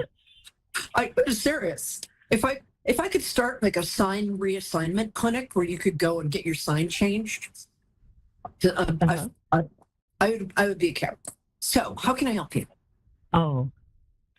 Well, I'm open to any general guidance that comes through, but there are, I guess, some things that are on my mind a little bit more than others, and I could just share, whether it's career guidance, next steps, my home. We're considering selling and moving or fixing and staying. And then we also have one like, I guess you could call it a legal matter related to estate matters, and it's impacting my son, and I am working on behalf of him. So if anything comes through on that, that would be appreciated. Your son is still with us, right? Yes. Mm-hmm. Oh, thank God. Sorry, Okay. let me explain. So my I'm my just having a former hard time. spouse. And he's Sorry lovely. about that. You have three? Oh, no problem. You have 3 kids? Yeah. So my four. I have 2 children and a stepdaughter. Okay, that's what I was getting. Thank you Sons for and a clarifying. stepdaughter. She's great though. Awesome. But you have great kids. Yes. They're good. They are good people. You did a good job. Nice work. Thank you. No, they're really good. They have values, but they're not, priggish. They're just really good people. Nice work. Okay. Thank you. And remember, before I say anything about anything legal, I have to say this is for entertainment purposes only. And I have Of to say course. that. Yeah. I would stay put for about 6 months, and then look up then start researching the moving thing again. I have a feeling that the market volatility is going to affect the housing. This is the international sign for volatility, in case you're wondering. Mm-hmm. And then I think things are going to stabilize, and you'll know. And you're actually thinking moving fairly far, right? We're kind of open to a bunch of different things right now. I mean, somewhat in the vicinity, maybe as far as, Rockland or something, just we're open to a lot of different options. Oh, Rockland is gorgeous. I love it there, but the land taxes are crazy. Yeah. But Valley Cottage, that's really great where we're place to still live. stuck with. Yeah. But I see you moving somewhere near your kids, specifically your son. Oh, and the estate thing. The estate thing has something. He's dealing with somebody who's kind of underhanded. Would that be correct? Yeah. Mm-hmm. Yeah. And kind of. So unfortunately, he's a child, so I have to do all the dealing. Yeah. And the person you're dealing with, I'm going to use a very New York word here, is a schmuck, whereas your son is a mensch. But this person, thank you for getting both of those references. Also, honestly, I'm schwitzing. But there's some sort of, I would get a second opinion. Again, I can recommend legal aid. They're free, or I know a really good lawyer in Long Island, Paul Ferguson, great guy. Right. But there's some sort of loophole here that you're being. You know how in magic, a magician will be like, "Look over here," and they're doing the trick with their other hand, and then you look back and it's magic, but it isn't because you just got distracted. That's what this person is doing with you. They're trying to distract you, so you don't notice that there's a big legal loophole that would not be to the schmuck's advantage. Yeah, I have suspected that all along. Yeah. And the more, also remember, the louder somebody is, the wronger they know they are. And I think this guy's a bluffer. He's a bluffer. He's a schmuck. He's a putz. Sorry. No, it's okay. It's true. No, he is. And your son's great. But what will happen is your son's about 16, am I right? 15? 15, yes. Yeah. Damn, I'm good. What is going to happen is, I think this is going to resolve in your favor. And I actually do know a friend of mine is the best lawyer in New York State, so I could text you his info if you want. But and I don't get kickback. But what I'm going to say is what my guides are saying, my invisible people, is that this is going to resolve in your son's favor, and it's going to pay for college for him. Because he's going to get into a good school, and he's going to. It feels like there's going to be enough from this to cover 4 years and an extra 2 if he wants a master's. Actually, you know what? He'd be a really good doctor. Say that again. He'd be a really good doctor. Your son. He's empathetic, but he's also kind of logical at the same time. That makes sense? Kind of Yeah. right and left brained. He's cute too. Yeah. Yeah. That he's definitely cute. Yeah. Your daughter's adorable. How about you? Yeah, your daughter, son, daughter. Yeah, she's my stepdaughter, and she's very beautiful inside and out. Yes, that's so great. Oh, it's so nice to get good news. So I'm going to say, look for the loophole. There is one. And don't let yourself be bullied, intimidated, or pushed around by El Schmucko there, okay? Because he's not, he's kind of got the advantage because he doesn't actually have a working conscience. But in the long run, you're better off because you do. But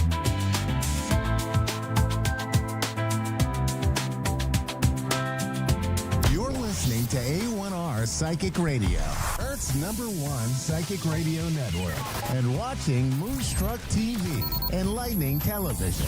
Welcome. Time for Guided Whispers, Insights with Robin. Live from RobinWolf.com. Connect direct. In North America, dial 888-454-2751. In London, 20-3519-2158. In Sydney, dial 02-8488-3147. Or online, contact us through our Facebook page, facebook.com/psychic radio. Or one of our websites, askoneradio.com or moonstruck.tv. This is Guided Whispers on A1R, the Ask One Radio Network.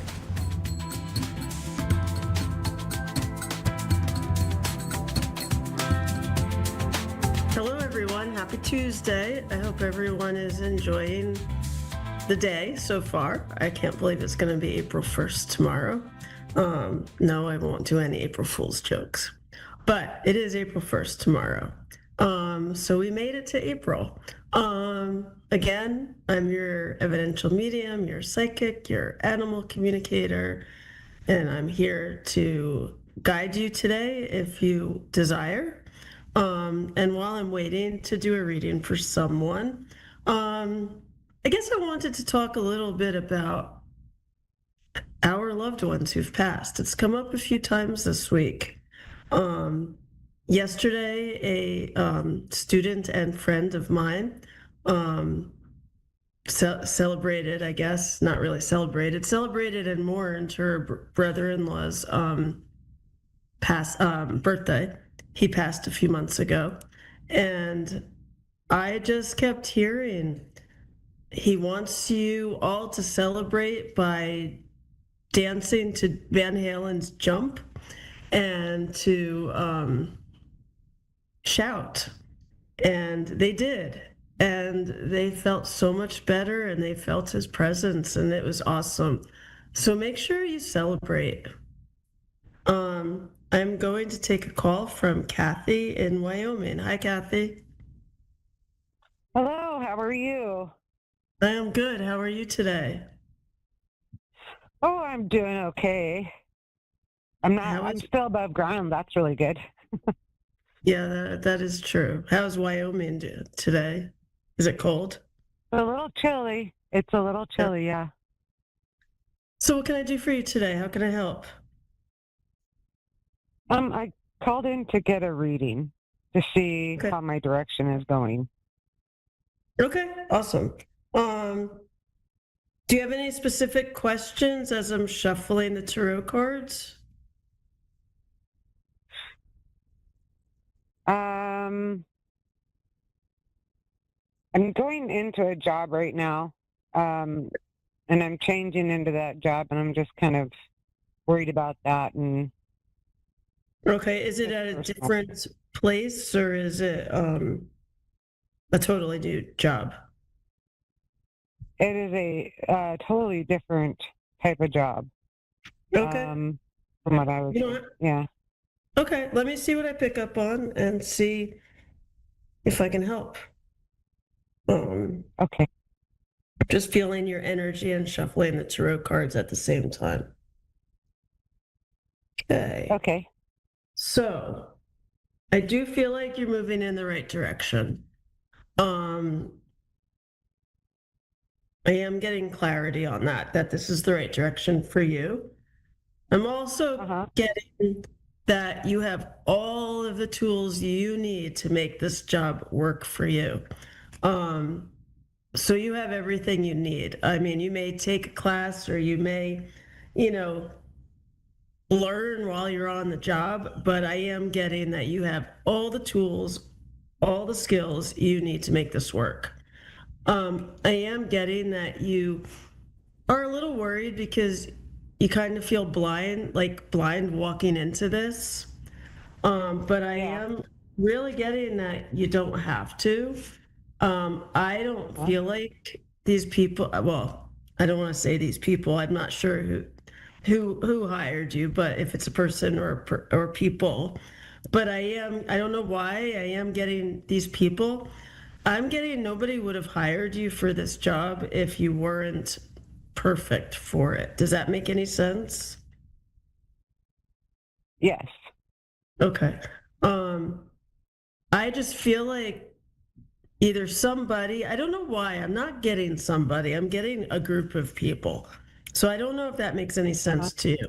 But I am getting a group of people, at least two, but I'm getting more than two. I feel like they've been trying to get you to move into this position for a while now, and they respect you. You have a lot of people who respect you.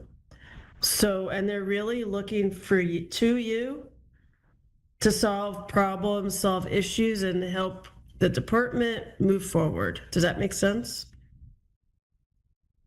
Yeah.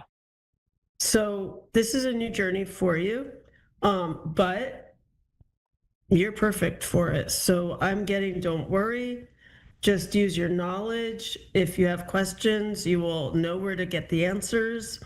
I'm really getting that you have nothing at all to worry about.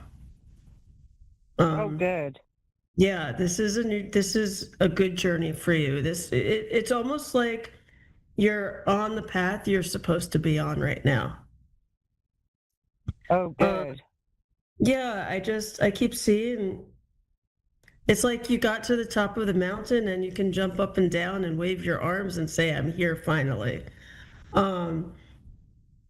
I also feel like you're going to be building up the department. Does that make sense? Or are you going to be hiring people, a team? Not that I'm aware of right now. I'm going into a team Okay. type of work. Okay. It's remote. It's at home. Okay. That's the best kind, right? Yeah. Okay. Yeah. I don't know why am I picking up on a lot of healing? I don't feel like you're helping people to heal in this job, correct? No. Okay. I keep getting that. Well, first I'm getting you're the bright star, but secondly, I'm also getting that you're going to help the department. Maybe it's not maybe it's you're not helping people heal. Maybe you're helping the department to heal, to build. Does that make more sense? That you're going to be helping the department to grow, and I don't know why. I just keep getting the word heal, but I'm also getting that you're going to help them move forward. So yeah, I mean, I don't know what else to say on this subject, but I'm just getting you're going to help people move the department forward where it needs to go. So it's possible you're going to get a promotion faster than you think, or you're going to take, I don't know. I just keep getting that you're moving forward and you're going to help the department to grow. So maybe you're going to be in charge of the team. Maybe they're preparing you to take over. But I am getting this is going to be good. We still have a lot of time left. Do you have any other questions? Any specifics? What? So, am I supposed to do anything with my gifts? Am I supposed to work on them or anything like that? Your gifts, did you say? Yes, ma'am. Okay. No, your gifts in the job or your spiritual gifts? My spiritual gifts. Okay, so maybe that's why the healing is coming up, that you're supposed to be healing people, because I really was picking up on you being a healer. So this job has nothing to do with healing, correct? Correct. Okay, the healing is different. That's just outside, right? Sort of like you have your full-time job, but okay. Sort of like what I do. So I'm definitely getting, yes, you need to take some classes, you need to broaden your horizons with your spiritual gifts they're at the point now where I do feel like you're getting symbolism. I feel like you're getting different symbols, different messages that you need to start doing this work. So yes, I definitely feel like I don't want to say you necessarily need to find your correct mentor, but I do feel like you already have someone who's telling you you need to move forward. So I don't know if that person could be your mentor, or if you're mentoring yourself, which is a possibility. But yes, I definitely feel like people need you. Yeah. People need you right There was now. an incident that came up here recently where 2 courses were given to me online that were like $399 and $499, and on the app it was on sale for $8. I went back and it's full price again after I'd purchased it, and I was like, okay, that was a sign. Okay, that's definitely a sign. Yes, and I hope that you're taking the classes. That's definitely a sign, because I also keep feeling you building your own business. And I feel like by the end of the summer, you're going to be in pretty good shape to maybe even do that full time or half full time, whatever you desire. But don't sit on your hands right now. Like, you need to jump, because I feel like it's time and you're being told, and you just need to trust yourself and trust all the messages that you're getting.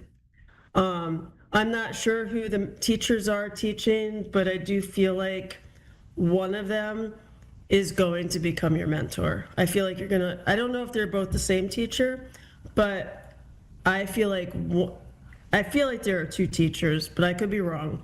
But I feel like one of them is going to become your mentor.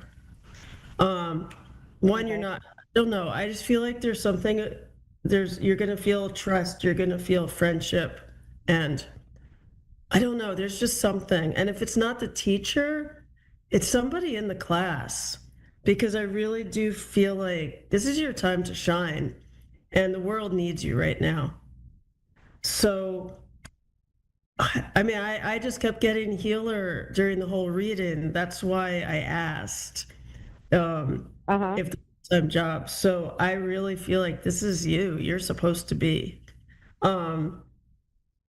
I even feel like you're connected with spirit. So I do feel like, I don't know if you're taking a mediumship class, but I feel like you have a very strong partnership with spirit right now. And I feel like there's someone in your family. I don't know. I feel like it might be a grandmother who passed, but I do feel like that person is guiding you right now. And you really need to trust yourself. I'm getting very strong clairvoyance. Thank you. So don't turn your back on it. Excuse me? There's like that strong tingle you get all over your body. Yeah, that's what I'm getting. Good. Right now, or what you've been getting? Yeah. That's what since I've been talking to you about this, yes. Okay, good. Because I'm also getting that in the back of my neck, a tingling. So, which usually tells me we're right. So I feel like, I really feel like, I don't know if your grandmother did this work, but I feel like she was meant to. Maybe she didn't do it, but I do think she was meant to. And I do feel like you are, I don't know, you have gifts that she has. So, or had when she was on the earth plane. And she maybe never did anything with those gifts, but you have to. And she'll guide you. She'll guide you. Have a cup of tea with her. She'll tell you.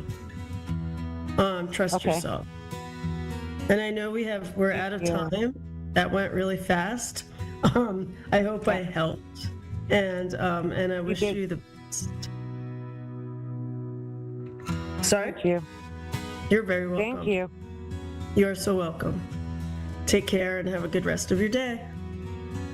You too, guys. And bye. And I hope everyone has a really good, blessed day. And don't forget the full moon's tomorrow night.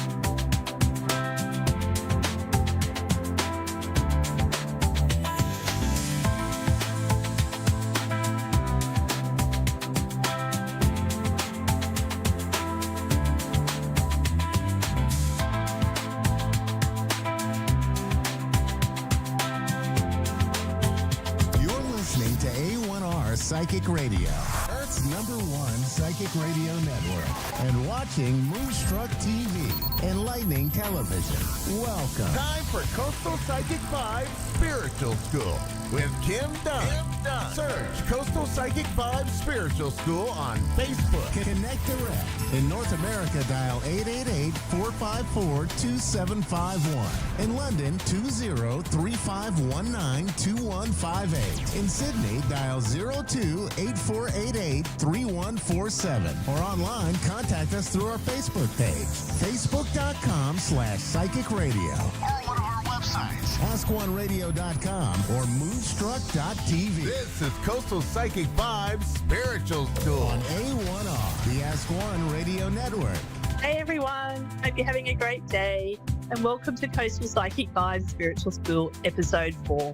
Thanks for joining me. I'm your host today, Kim Dunk, and today I want to talk to you about something that quietly shapes every part of your life, whether you realize it or not, and that would be mindset.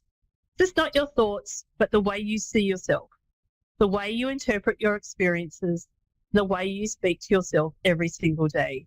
Because here's what I've come to understand. Mindset is not just in your mind, it lives in your body. If you're going through a spiritual awakening, your mindset becomes one of the most important things to understand. You see, mindset is often taught as, just think positively, but it's much deeper than that. Mindset is made up of your beliefs, your past experiences, your conditioning, and your nervous system. It's just not what you say, you believe, it's what your body has learnt to expect. See, many people try and change their mindset on the surface, but there's always those deep patterns that are still running underneath. From my personal experience for a long time was that I didn't feel worthy, I didn't feel confident, and I didn't trust myself. And it was not because of something was wrong with me, but because I wanted to live through and had gone through with my complex PTSD. My mindset had been shaped from my experiences. And for years, I tried to push past that, to try and think positively, just to be stronger and just getting over it, basically. But nothing really changed that until I really understood that mindset was wasn't something that I had to fight. It was something that I had to gently rewire. You see, why does mindset really matter in awakening? When you are going through an awakening, your awareness expands, you start to feel more, see more, and understand more. But if your mindset is still rooted in that self-doubt, fear, or unworthiness, then an awakening can feel overwhelming instead of empowering. It's because your thoughts shape how you interpret everything. Like when two people can have the same experience, but one sees growth and the other sees fear. That is mindset. Our inner voice is one of those most powerful parts of mindset, the way you actually speak to yourself. And many people don't realize how harsh that voice can actually be, often saying things like, I'm not good enough, I always get this wrong, or I can't do this. And when that voice constantly runs through your nervous system, it really does hear it as truth. So the first step isn't to really fix it, it's to start to notice it. And then we start to soften it. And it's sometimes why affirmations sometimes don't work. You've probably heard of affirmations like, I am confident, I love myself, or I am worthy, which are all great affirmations. But if your internal belief is the opposite, your body actually starts rejecting it. And that recreates resistance and sometimes even anxiety. You see, because your system is saying, well, that's not true. I don't feel safe believing that. So it's not actually that the affirmations don't work. It's just that they need to be used in a way that your nervous system can actually accept them. Safe affirmations, often what we call bridging statements, are much better to use. So instead of jumping from where you are, where you think you should be, we use these bridging affirmations. And these affirmations feel more safe, supported, and believable to your nervous system. So instead of saying, I am confident, try, I'm learning to feel more confident. Instead of saying, I love myself, try, I'm learning to be kinder to myself. Instead of, I trust myself, I am beginning to trust myself more each day. You see, with these types of statements, there's less pressure, more space, and more safety. And that's where the real change happens. Here are some examples of safe and supportive affirmations that I've come up with. I am learning to feel safe in my body. I am becoming more aware of how I speak to myself. I am allowed to grow at my own pace. It is safe for me to change and evolve. I'm learning to trust myself more each day. I am becoming kinder to myself. I'm allowed to take small steps forward. My feelings are valid and I can support myself through them. I am creating safety within myself and I'm open to seeing myself in a new way. You see, rewiring your mindset isn't about forcing yourself to think differently. It's more about awareness, compassion, and small, consistent shifts. It's noticing a thought and then gently choosing a new one that feels better within yourself. And over time, those small shifts create new neural pathways, new beliefs, and a new way of seeing yourself. And this is why it is in my week 3 of my 12-week Awaken and Anchor program. But don't start with mindset. I start with safety in the body, grounding, breath work, meditation, and presence. Because when the nervous system feels safe, the mind becomes more open and real transformation can happen. You don't need to force yourself to believe something that doesn't feel true to you. So it's about meeting yourself where you are, taking that one small step forward, a softer thought, a kinder word, and one moment to self-support. Your mindset isn't something to fix overnight. It's something you reshape with safety, and it takes time. See, if you want more information on my 12-week one-on-one Awaken and Anchor program, feel free to reach out at the Coastal Psychic Vibes Spiritual School, and I'd be more than happy to go through the program with you and see if that's a fit for you. Alrighty, that's enough of me talking on this side. Let's see what sort of callers we've got coming through today. All right, who have we got today? Denise from Memphis, Tennessee, you there? Yes, I'm here. Denise, how are you tonight? I'm doing good. How are you? Yeah, really well, thank you. Is there something in particular that you need some clarity on today, or would you just like a general read, or? A general read. No problem. I'm going to start shuffling and let's see what pops out. Oh, one's already popped straight out for you. Won't be a sec, it's fallen on the ground. Okay. Okay, so we've got the 5 of air that's popped out for you. The message is there's a better way that will make you happier. Avoid people who lack integrity. I'm not sure if that's ringing true to you. There's something there's a Yeah. better way. Is that making sense to you? Yes, it does. Excellent, excellent. And is there someone that there's possibly that you need to sort of, put at arm's reach, so to speak?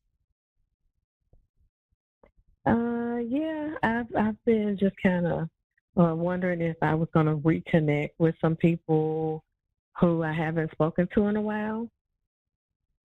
Okay, yeah, sure, absolutely. Absolutely. Let's see what we're coming to for you. Okay.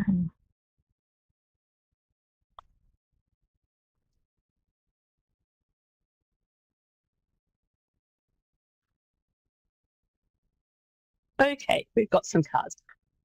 Wait this thick. Okay, what have we got?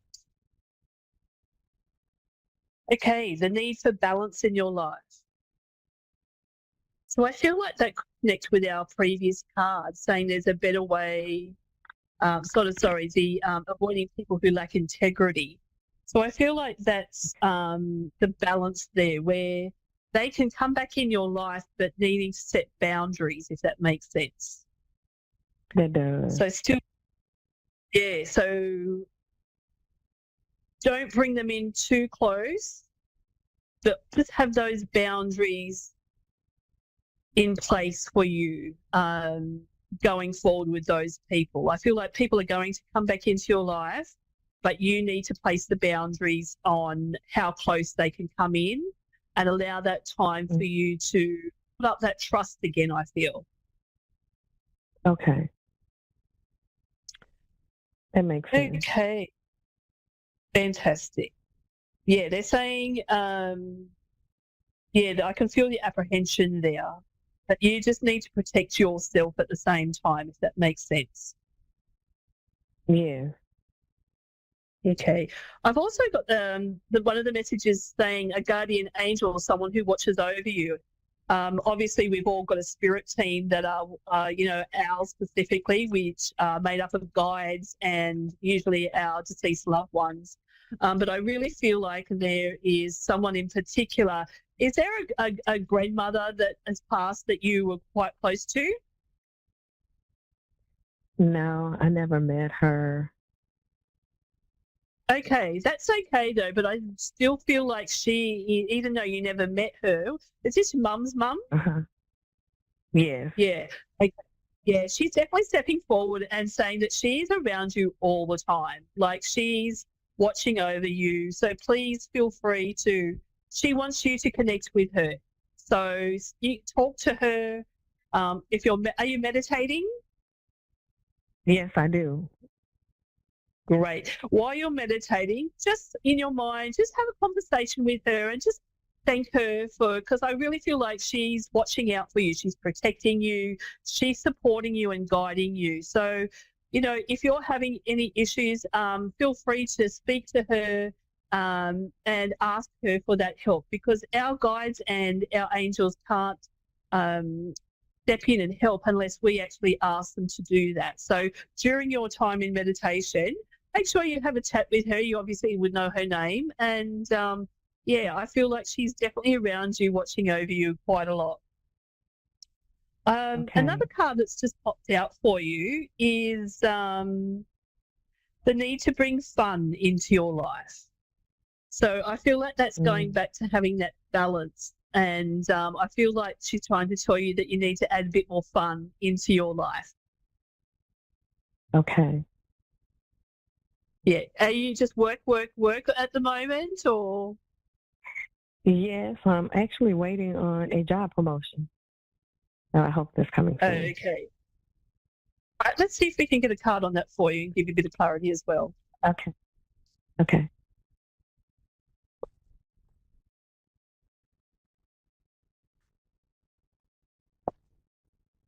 Is this in the same sort of work that you're doing now? Yes. Great.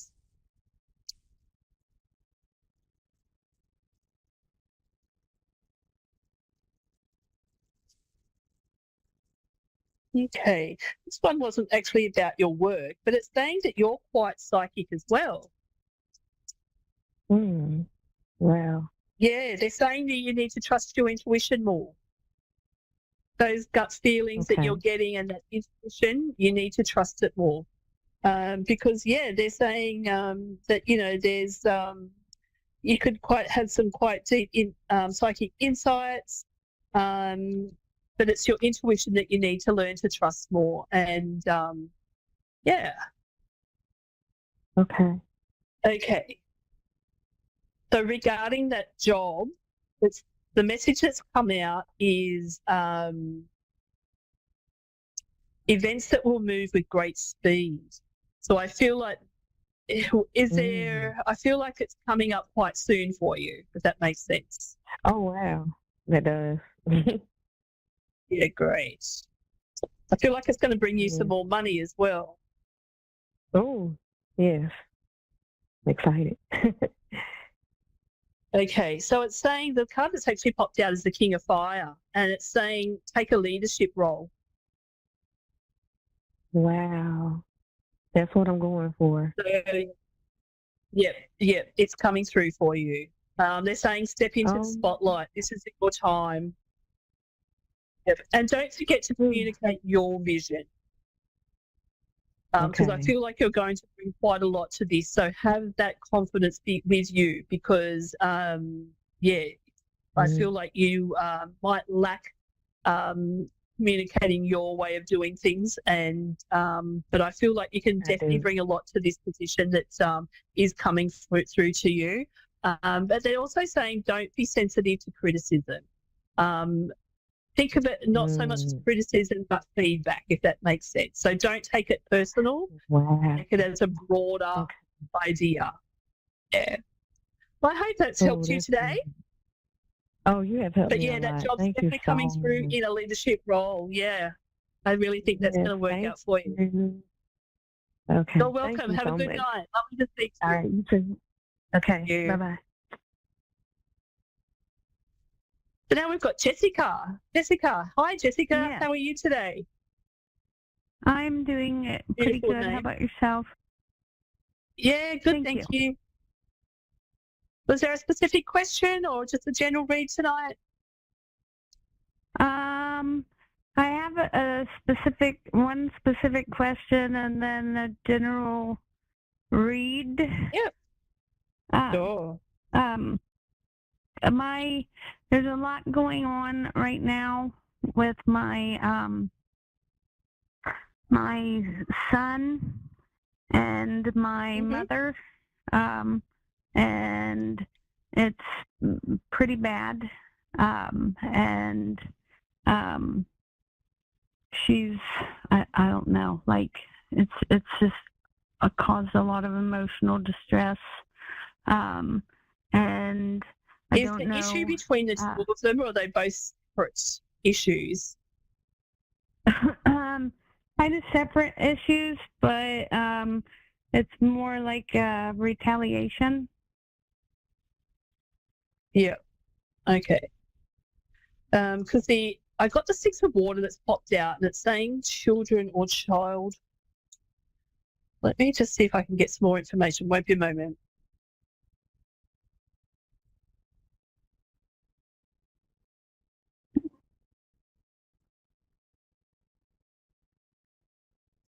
Okay. It's a child at school.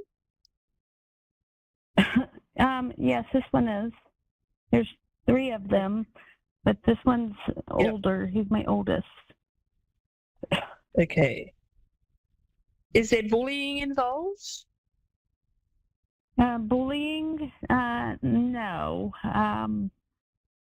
He's it's a girl. There's a girl involved. It's over. Okay, sorry. Everything that's happened is involved a girl.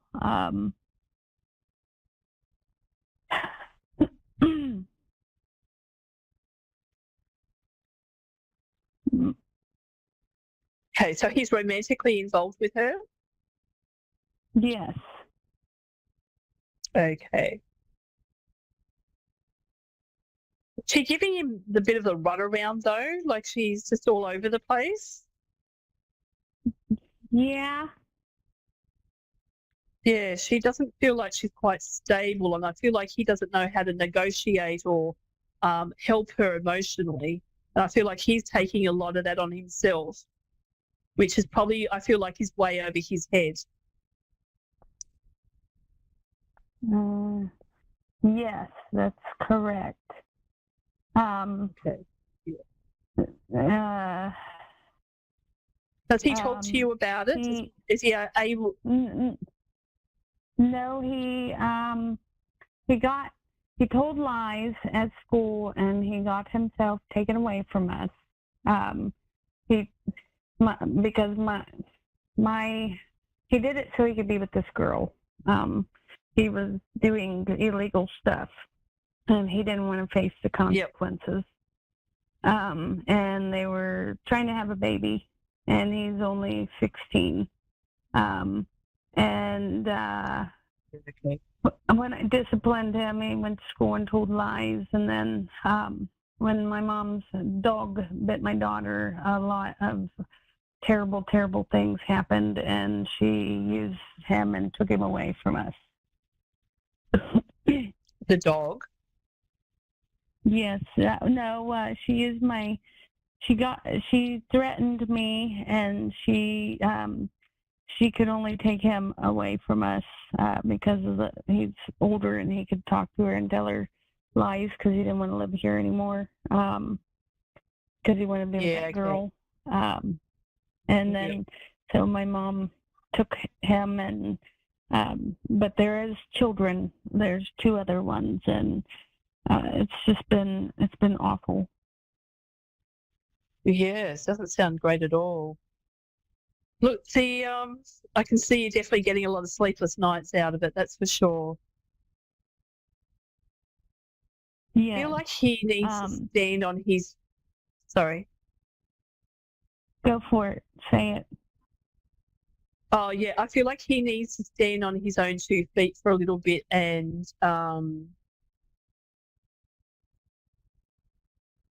he needs. Is there a male that can help you out with him?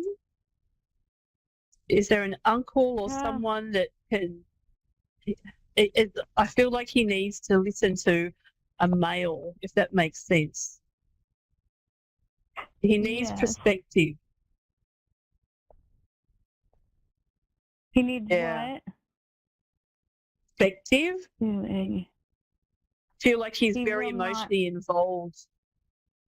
Yeah, he needs to step back and take a look at the bigger picture, if that makes sense. Yeah, and he won't. Yeah. So he's not living at home at the moment?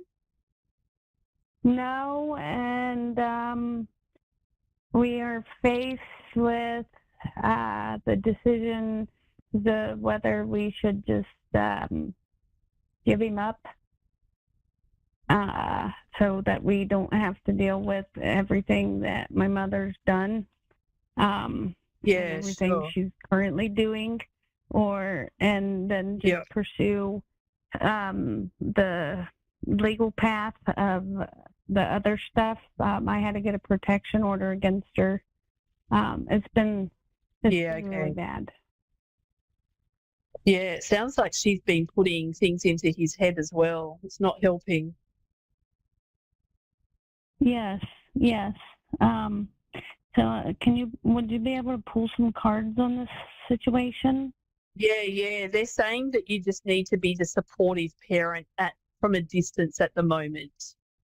They're saying that you've done as much as you can help the situation. It's almost like you need to step back a little bit and allow things to sort of unfold, not to an extreme with legalities. He needs just some time to process what's going on. And I feel like he will come back to you, but you just need to be in the background for a little while. I feel like he just needs to a month or 2 where he just needs to see things play out a little bit more. And I feel like his eyes are going to be opened to what is actually going on. And I feel like he's going to come to a realization that, maybe this isn't quite the way that things need to go. And there are other options, if that makes sense. I feel like the girlfriend is also going to show some of her true colours that is also going to help him take a step back as well, if that makes sense. Yes. Let's see what else they've got for us. Cool. So 2 cards that I've pulled out, that have popped out for you, is saying that there is an end to the situation that brings relief and an opportunity for new happiness, a weight off your shoulders. And then the next card that popped out was the Wheel, fresh new start, and a very positive change in your life. So I feel there's something that will happen that I feel like he's going to come back into your care, but I feel like he just needs this time to work things out a little bit for himself, and you allowing him to have that space will, and just, don't cut him off completely is what I'm getting. Because I feel like he's going to need to come back to you, and you're going to have to sort of pick up the pieces, if that makes sense. Yes. Yeah, see, at the moment, it's all new and so forth, and I feel like, he doesn't realise how good he's got it with you. He needs his time to realise that before he sort of comes back. I feel like he's going to be a dog with his tail behind his legs, like, I'm really sorry, for what has gone through. But it's, that the mum that's getting into his head, it makes it really, really difficult.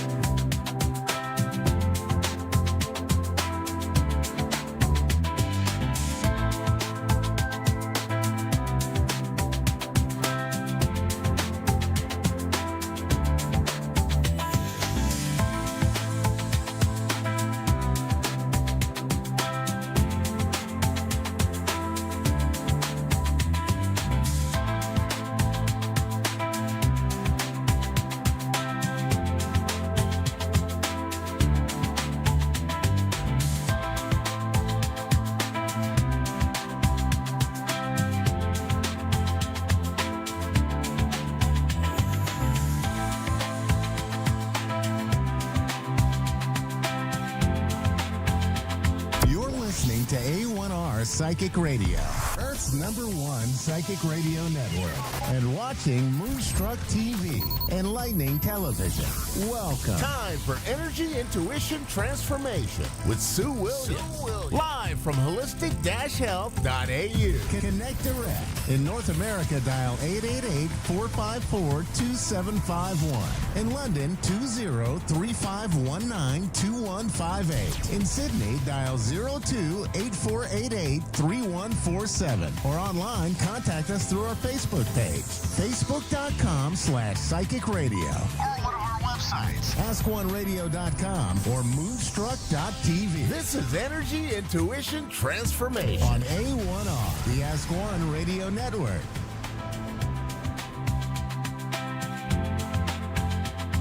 Hello, beautiful souls. Welcome to this week's episode of Energy Intuition Transformation.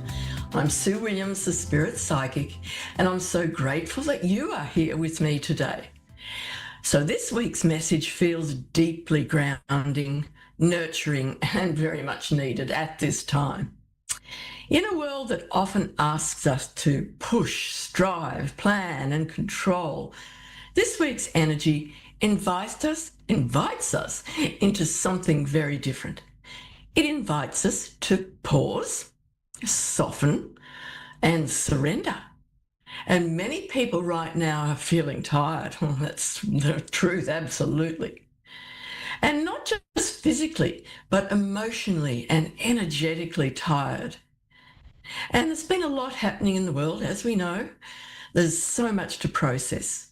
And for many sensitive souls, that can feel overwhelming at times. And so, Spirit brings us back to something ancient, something steady, something that has always been here to support us. And of course, that's the Earth herself. And this week's Oracle card, which the show is based on, is from a beautiful deck by Asher Forrest, the Sacred Medicine Oracle. And of course, Asher brings us the wisdom and knowledge of the First Nations people of America. And the cards are so beautifully illustrated. And the card drawn this week is Earth Mother, Surrender. And the message is, I allow myself to be held and nourished. The love of the earth surrounds me. And this is such a powerful and beautiful message. Earth Mother represents the energy of unconditional support, nourishment, and of course grounding.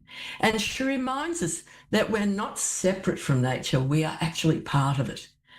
And just like the earth supports every living thing without question, that same support is available to us, all we humans. But the key word here is surrender. Not giving up, not losing control, but gently releasing the need to carry everything on your own and allowing yourself to be held. So what does surrender really mean? People often misunderstand the term surrender.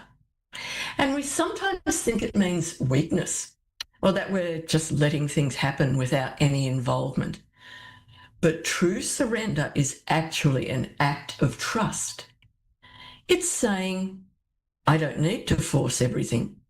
I don't need to hold all the answers. I can soften and still be safe. And when we stop gripping so tightly to outcomes, well, something shifts. Our nervous system begins to calm. Our breath deepens and our energy becomes more balanced. And from that place, clarity often arises more easily. Surrender doesn't take us away from our path. It actually brings us back to it.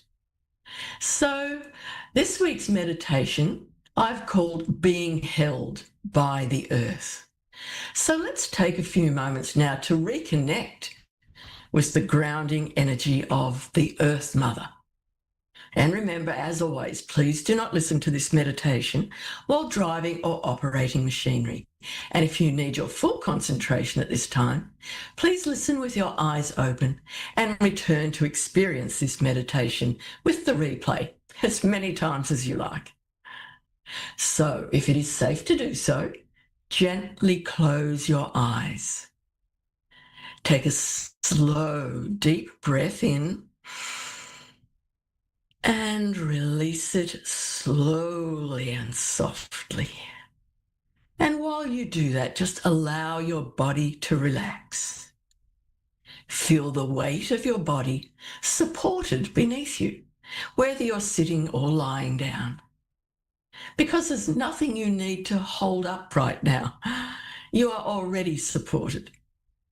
Now, imagine yourself sitting or standing on the earth. Feel your feet beneath you. Perhaps you're in a forest, a field, or by the beautiful ocean.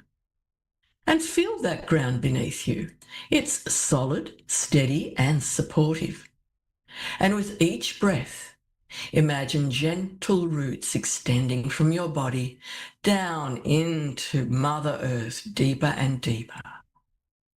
These roots anchor you.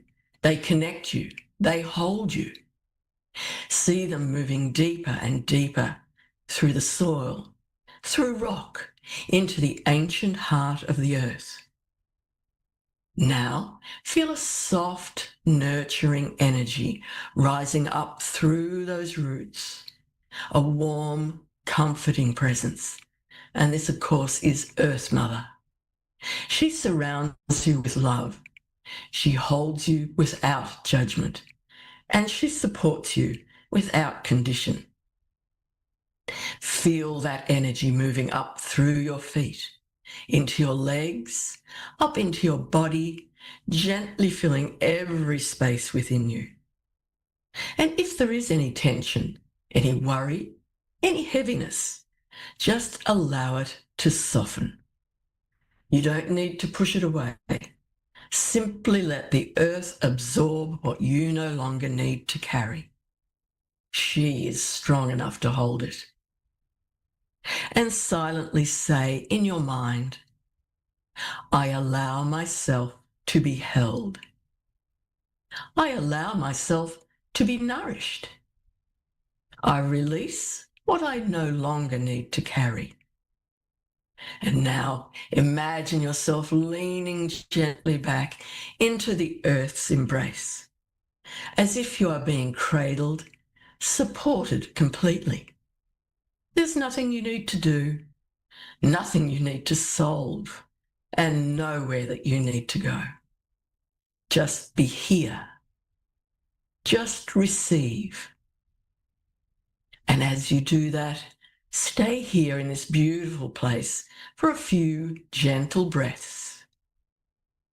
And when you're ready, begin to bring your awareness back. Feel your body again. Wiggle your fingers, your toes, and if they're closed, slowly open your eyes, knowing that you are supported, you are grounded, and you are held by that Earth Mother. So let's talk about returning to natural rhythms, which is what this is all about. The earth moves in cycles, day and night, seasons changing, growth, rest, renewal. But as humans, we often move away from these natural rhythms. We push through exhaustion. We ignore our need for rest. We keep going even when our body is asking us to slow down. Earth Mother reminds us that rest is part of growth. Just as the soil must rest between seasons, we too need time to restore our energy. And surrendering means listening to your body, listening to your emotions, honouring your need for stillness when it arises. And how about grounding in these uncertain times?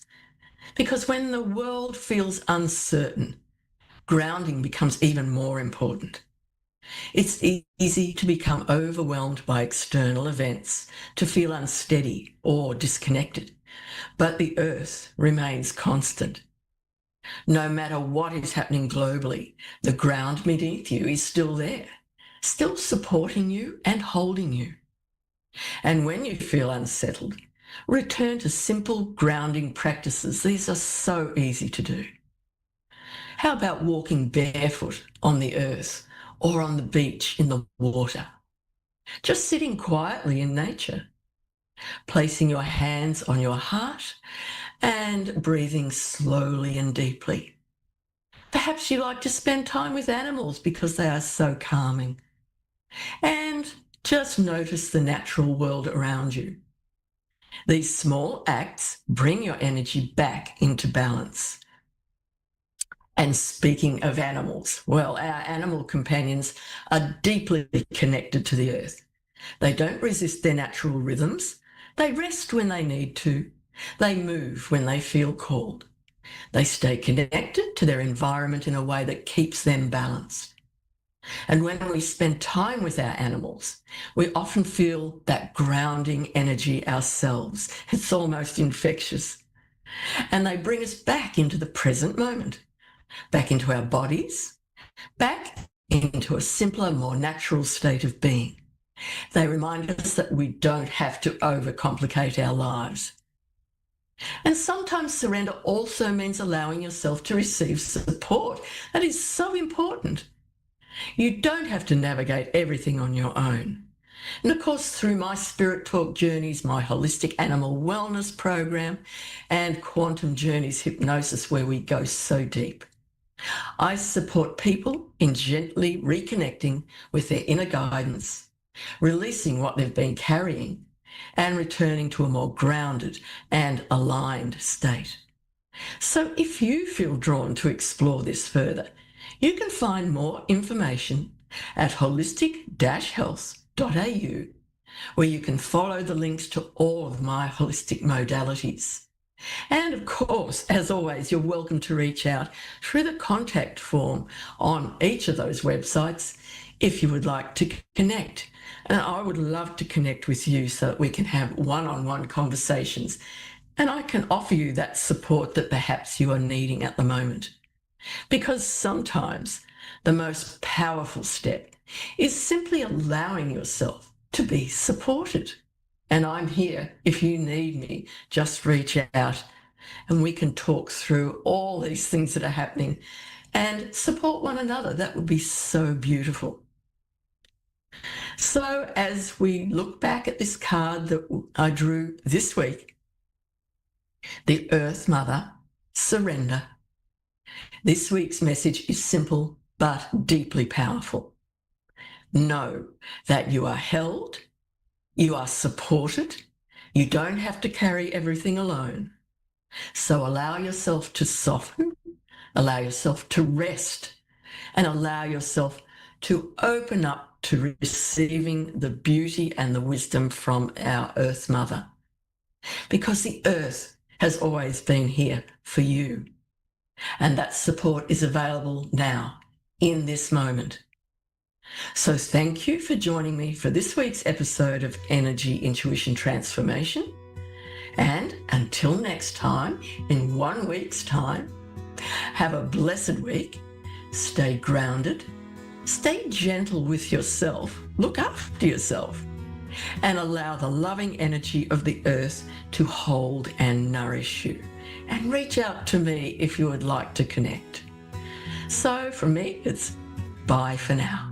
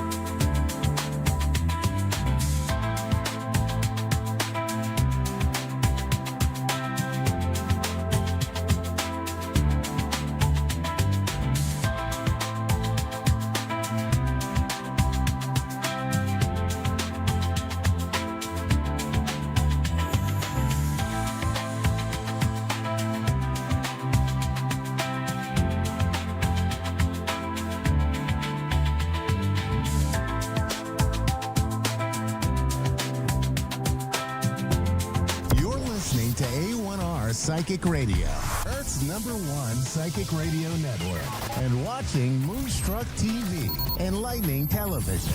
Welcome. Time for Soul Seed, divine guidance and spiritual mediumship with Lisa Thurgate Marks. Lisa Thurgate Marks. Live from LisaThurgateMarks.com. Connect direct In North America, dial 888-454-2751. In London, 20-3519-2158. In Sydney, dial 02-8488-3147. Or online, contact us through our Facebook page, facebook.com/Psychic Radio. Or one of our websites, askoneradio.com or moonstruck.tv. This is Soul Seed, Divine Guidance and Spiritual Mediumship on A1R, the Ask One Radio Network. Hello, everybody. Here we are. Yesterday we had April Fool's Day. Today over there, you guys have April Fool's Day. Don't we just love a good prank and to have a sense of humour? I had a field day yesterday. I absolutely love it. It's one of my favourite days of the year. And we're also coming into Easter for all that believe, and it's in their belief system to celebrate Easter or celebrate the holiday. I hope you all enjoy it, whatever you are up to. I feel very called to recognise today too, we've got the full moon coming through. It's all about change and balance, the equilibrium, and it's also the balance between worlds. Quite fitting when we look where we're at in the world at the moment, creating balance within, empowering our own divine feminine wisdom. It is also very important. Practicing a little bit of lightness. April Fool's Day in America today.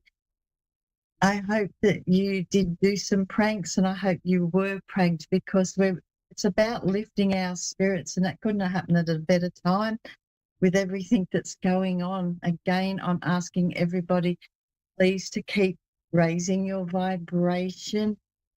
We keep looking and we're going back, and we'll find now that what's been in the depths of our shadows, people that aren't aligning to us anymore, it's like it's virtually near come to a halt.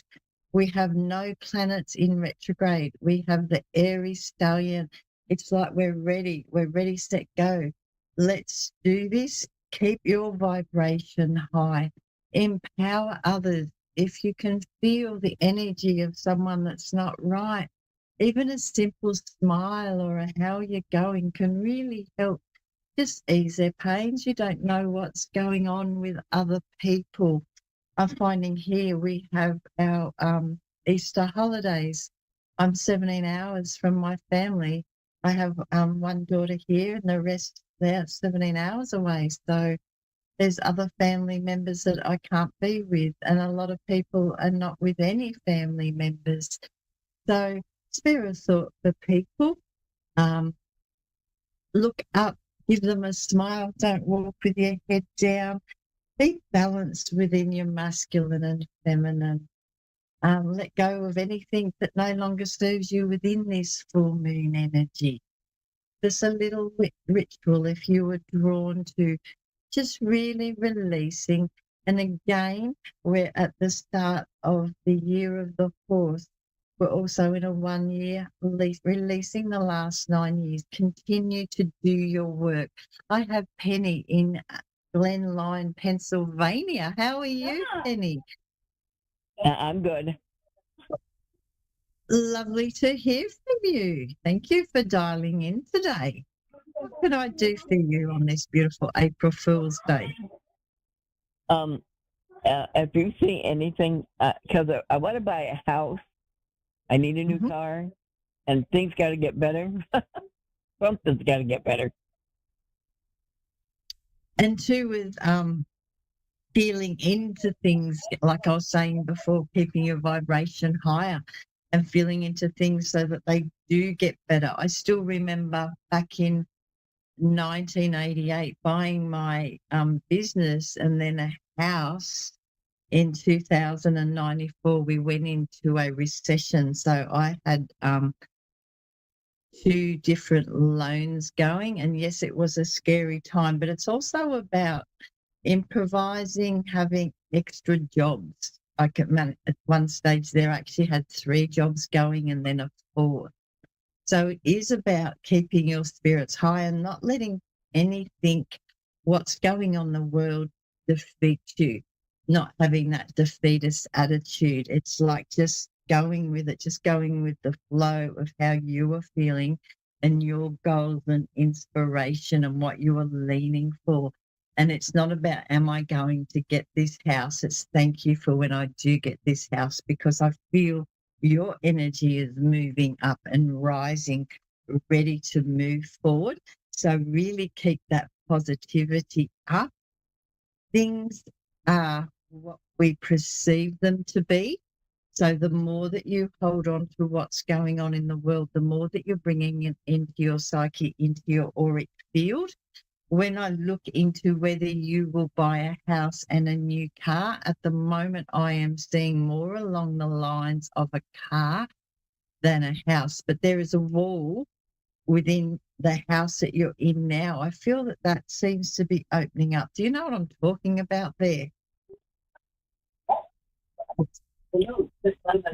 I rent, so I rent, and I'm not sure what we should do, because I was gonna leave the area after the kids got out of school, but I'm paying a lot for rent. That's why I was hoping to find something else, maybe a little bit cheaper. But I just keep getting that divide within that wall. I don't think it's a good idea for you to be actually going too far away at all at the moment. When I'm looking into you, I'm seeing that divide in the wall. So maybe improvising what you've got at the moment. I do see more leaning toward the car. I'm actually seeing more travels, more endeavours for you. Are you working full time at the moment, but looking to take a day off or something? No, but I'm not working. I get the disability. But you see anything with this? I have like a lawsuit against the school, and they went and covered everything up, and I didn't get any paperwork or anything from it. But do you see anything with that? So in the school, I was getting that you're actually working 4 days or something and having 1 day off. I'm not seeing like a lump sum or a huge amount of money coming to you, no. And that's not what I'm seeing at this point in time. Is there more to do with this? Is there another struggle? Is there another part to this story with the school? Not really. All they did is there was an abuse against my granddaughter that they did, and then they covered it up. The detectives covered it up, and when I went and called a couple weeks ago about it, the detective even quit the police department and went to the school. So they covered everything. They covered everything up. I'm so sorry to hear this. I'd say that would be the second part that I was looking at. So it was your granddaughter's side and then their side, because I did get there was a second part. And I am so sorry that this has happened to your family and your granddaughter. Is your granddaughter getting the support that she needs? That is most important over everything. Is she getting some support? Is she getting some help, someone to talk to? Yeah, I'm doing that. But she was really hurt by that school and the teachers, and the teachers' aides are the ones that did it. And then they covered everything up, and I was so mad. I'm so mad that they covered it up. And that's why it's and like very I said, important. That detective quit, and he become officer at the school. It's important that she gets help and has a record. When it's all written down, she'll have a record that she may be able to open the case. But at this time, you need that support for yourself and your granddaughter. It's a very big case when you take on a government when you're a small person. What Spirit is showing me is just to document everything that's going on within you. Protect your daughter, watch her mental health. This is very important there. There will be a move, so I don't know whether you're moving towns. There is a move coming around, you and your granddaughter. Do you have a son? Grandson. I have a son too. Yep. Something about a son, so maybe the son is moving as well. There is a move coming for you, but not right now. So what I'm seeing here is really practice discernment, really stand up for your rights, but don't let what has happened to your granddaughter and yourself define you, because it can really eat at you. And when it's eating at you, you're going to start to heal. Your granddaughter needs to be able to talk freely and to start to heal her nervous system. The more it is going after the authorities, the more that it'll be putting out the energy, not only to yourself, but to her. And that negative energy can actually make her feel sick. We don't want her feeling sick. Does that make sense? We need to bring her energy up. We need to lift her up. It's the most important thing, isn't giving her emotional regulation, a safe space within you. She knows that you have her back. She knows that you're a safe space. Please keep your energy up so that she feels this. Better to do some drawing and some colouring in and things like that, so that she's actually getting her feelings and her thoughts down on paper. She can write. Just do things that help her start to heal. We need to start the healing process. We need to emotionally reset her. I hope that helps. Yeah. Getting her even to shaking her up and giving some dancing. Thank you. And I wish you all the best in this, and I hope I saw a better outcome than what I did. You enjoy your holidays, and remember your the emotional regulation within your daughter is most important at this point in time, and for her to feel safe. That's your main objective. Yep. And I hope with everybody, when we're looking at resetting our nervous system here, know that there's myself, I'm always here, and with lots of tools in my toolbox spanning more than 40 years to be able to help you with these sort of situations. Know that you're not alone. There's love, there's guidance, there's support, there's phone numbers for everybody to call with what's going on with our holidays. There's a lot. There's a full moon, so much energy. Try and keep your emotions balanced, please. This is all about balance.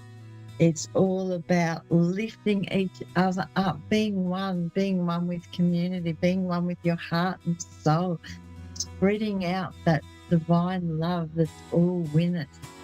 Grounding, getting out, putting your feet on the soil, praying to above, bringing equilibrium into your heart and soul.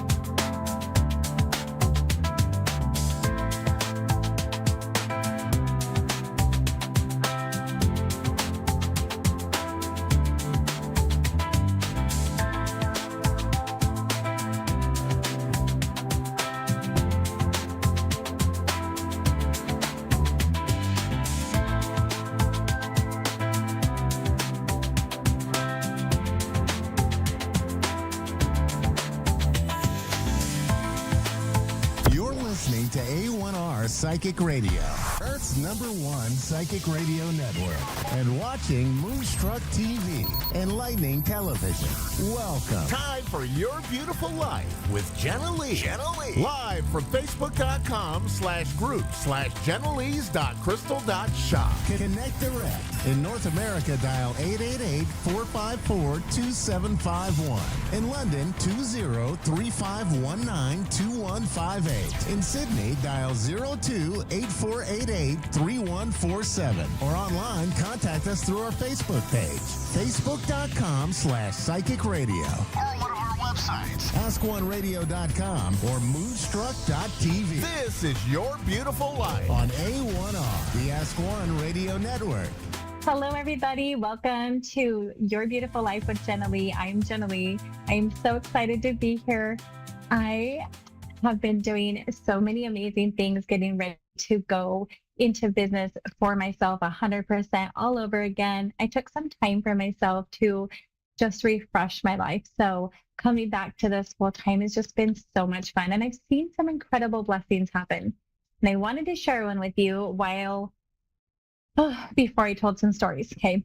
So Spirit has been telling me to go run out in nature. If you've ever known me, I don't like to run. I dislike cardio immensely. But of course, I listen to Spirit, and I'm on the canal banks over here in southern Idaho, or the walking paths, or, just wherever. And I'm running. And when I come home, I'm having an emotional release for about an hour to 2 hours sometimes. Doesn't always feel fun, but I have been feeling so much better. And about night 3 of this, I realized that in Chinese medicine, our lungs hold grief. And as I'm opening up my lungs and releasing all that grief and that sadness and that heartache, I have been feeling so much better. So just so you know, if you get that download to go run, you better get your little booty out there and go release some of that grief, because that's what's been happening to me. And I feel so good this week. This night is going to be just a little bit different, because I'm usually teaching some sort of class or trying to give you some little tidbits of information. And as I was taking a walk tonight, I was just thinking how fun it would be to talk about some of the stories and experiences I've had since I've been young and just growing up. A lot of people tell me they wish they could be me. They wish they could see what I see. They wish they could have those experiences. And I'm like, do you really know what you're asking for when you're asking to see what I see? And so I wanted to kind of tell you some of my ghost stories / the stories of me seeing full apparitions and things like that, because it's not always fun. But in case you have never heard me, or if you are newer to this, I have been able to see since I was 3 years old. And at first, I did not know what was happening to me. We lived in the mountains. I'm honest, the mountains. I think it was like population 30, really tiny. And I remember being about 3 years old, and I would look out my window, and we lived on a hill, and I would see indigenous people watching me night after night after night. And some of the weirdest things in that house happened. I mean, my brother watched his shoes walk across the room by themselves. But these people would just stare at me, and I was terrified. I didn't understand for a very long time. I think it hit me, and I started to understand what I was seeing. I think I was in, I want to say first grade or second grade. I was about 6 or 7 years old. And at that time, I was staying at my grandma's house in her bedroom. And just so you know, I always have to sleep with the door closed, because they're always in the doorway. And there was a man there dressed in flannel pajamas. They were blue and white striped, button-up shirt. His hair was different. It was not my grandfather. My grandpa did not wear pajamas like that. He wore like his very religious clothing. He did not have pajamas like that. And there was something in his hair. And this sounds really weird. I know it does, but it looked like a pick in his hair. And I just couldn't figure out why he would have that in his hair. And he just stayed there and stared at me for quite some time. And I remember knowing that wasn't my grandpa. So this all started when I was about 3. And if you don't know, I used to see them with my human eyes, just like people. That's why it was so confusing to me as I was getting older, because I could see them standing there just like a family member or my brother or somebody. And then as I got older, this one's really cool. This one, I don't know if you guys have ever had an experience like this, but I have a shared experience with my little brother. Now, at this current time, it was summertime. I was about 13. My older siblings would go to California for the summer. And so me and my little sister and my brother all stayed in this ginormous room because there was multiple beds. And in our family, for whatever reason, I don't understand still, when you lost a tooth, you would put your tooth in a cup of water, and the tooth fairy would come and take the tooth and then put the money in the cup of water. That is the weirdest thing I've ever heard, but I've heard other people do that as well. Super weird to me. I was upstairs on the north side of the house. The kitchen, where the cup of water is downstairs on the south side of the house. And the weirdest thing happened, and I woke up, and it was so weird. I got my brother up. I know I was 13. Trust me, I believed in these things until a very long time. But I was like, hey, let's go see the tooth fairy. I might have been more like 11, but let's go see the tooth fairy. So we go down the stairs, and we open the door to the downstairs, and we like peek our heads around the wall to see the kitchen. And there is a lady there that is pretty tall with dark hair, and she's walking away from us. Her shirt is black. She's got flowers on it. The flowers are yellow, orange, red. And I remember thinking, she's got my shirt on, because I had something very similar. She's walking away from us. And all of a sudden, she starts to turn around so slowly and to look at us. And we're like, nope. And we run back up the stairs and jump in our beds, right? I'm over on this side, he's on that side. And I remember just laying there so stiff. And when I was little, all the way up until I was an adult, I'm not going to lie, I'd pretend I was asleep, because if they think I'm sleeping, they'll just leave me alone. And we hear the door to the stairs open. And every single stair is creaking as this person is coming up the stairs. And I am terrified just laying there.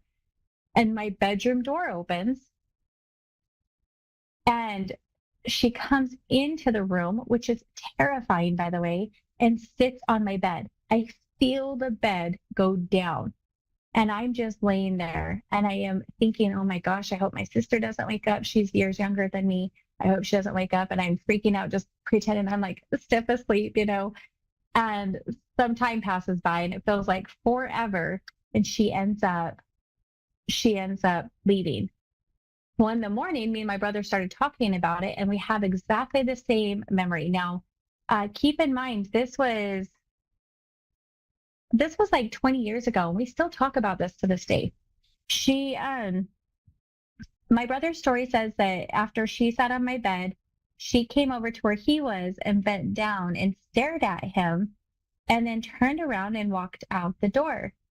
And we still talk about that to this day. Now, my brother says that she had something in her hand, and it reminded him of a wand back then. And he still says that to this day, but I don't really know. But our mother, mine and my brother's mother, had passed away when we were very young. And my mother was tall. She was 6 foot. She had a dark hair. So it was really interesting. And we've always wondered if it was my mom, but we don't know. But again, we could see her with our human eyes. I'm going to stop right there because I have a caller, Jenny, I think from New York. Oh, New Jersey. Okay. Bayville, New Jersey. Jenny. Hi, how are you? I'm doing well. How are you doing? I'm okay. Hanging in there. What can I help you with today? I'm looking for some clarity in my relationship. Me and my fiance have split up. I don't want this. He is choosing this, but says that he's in hopes that one day we get back together. I just don't know how that happens, but just gotta chalk it up, I guess. I don't know. I was just looking for some clarity. Yeah. Can you tell me your birthday, Jenny? July 18th, Of what year? 1985.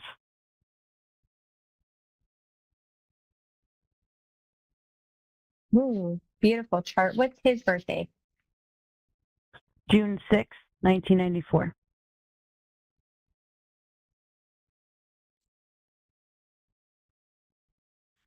Okay, were you guys in any type of disagreement before this happened? Yeah, we just were under a lot of tremendous stress, like life stress and just stress in general. Okay. Okay. Please know as I'm telling you this, anything can change because everybody has free will. Do you understand? Mm-hmm. Okay.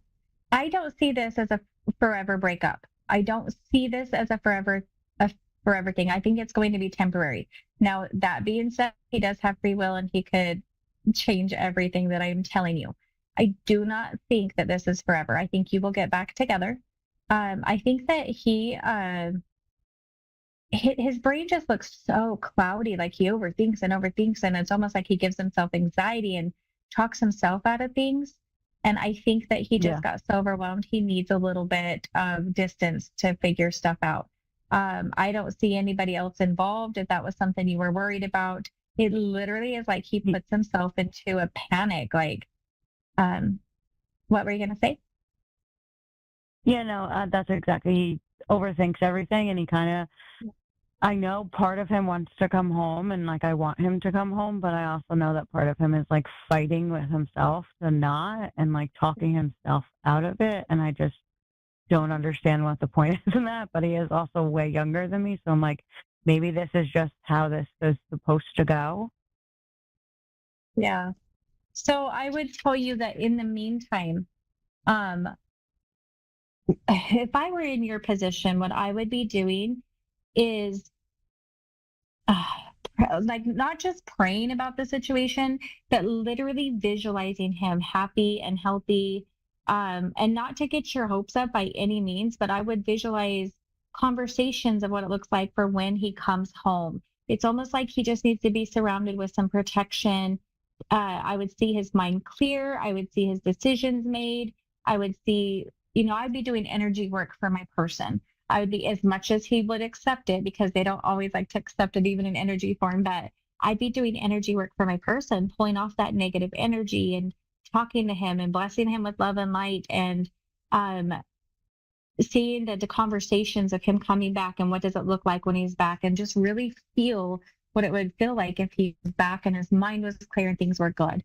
And that's going to help give him a little bit of a push, and that's also going to help to clear your mind and your energy as you're doing the work. I would do that every day if you can, not obsessively. It's like do it once or twice and then just let it go. So you're not obsessing and pushing it away, but do some work for your person, pray for your person, see him happy and healthy and his mind clear. And that should make a huge difference in how things are going to go. But I don't see that it's going to be forever as far as the breakup, I mean. Oh, good. Yeah. Okay. Does that help? Amazing. Yes, of course. Okay. Do you have anything else I can help you with? Actually, yeah. My son has been suffering from seizures out of nowhere, and I've taken him to place, and everybody just keeps saying, "Oh, this is just a random thing. Sometimes you just have to chalk it up." And I'm like, well, that's just crazy because he was never doing this before. What is going on here? Is there anything wrong with him that I'm missing? Yeah, I would assume, I would look into a yeast infection. And I know that sounds weird, but you can have a candida, an overgrowth of candida anywhere in the body. And I have seen this actually many times where they have a candida build up in the brain and it makes seizures happen. So I would be doing some type of yeast cleanse, a candida cleanse, if you will, and see if that doesn't help you. Oh, wow. Okay, awesome. Yeah. All right. I'd love to hear back from you, especially when you figure out what's going on with your son. Please reach back out. I'd love to hear from you. Okay. Thank you so much. You're welcome. Have a great night. Have a great night. Bye-bye.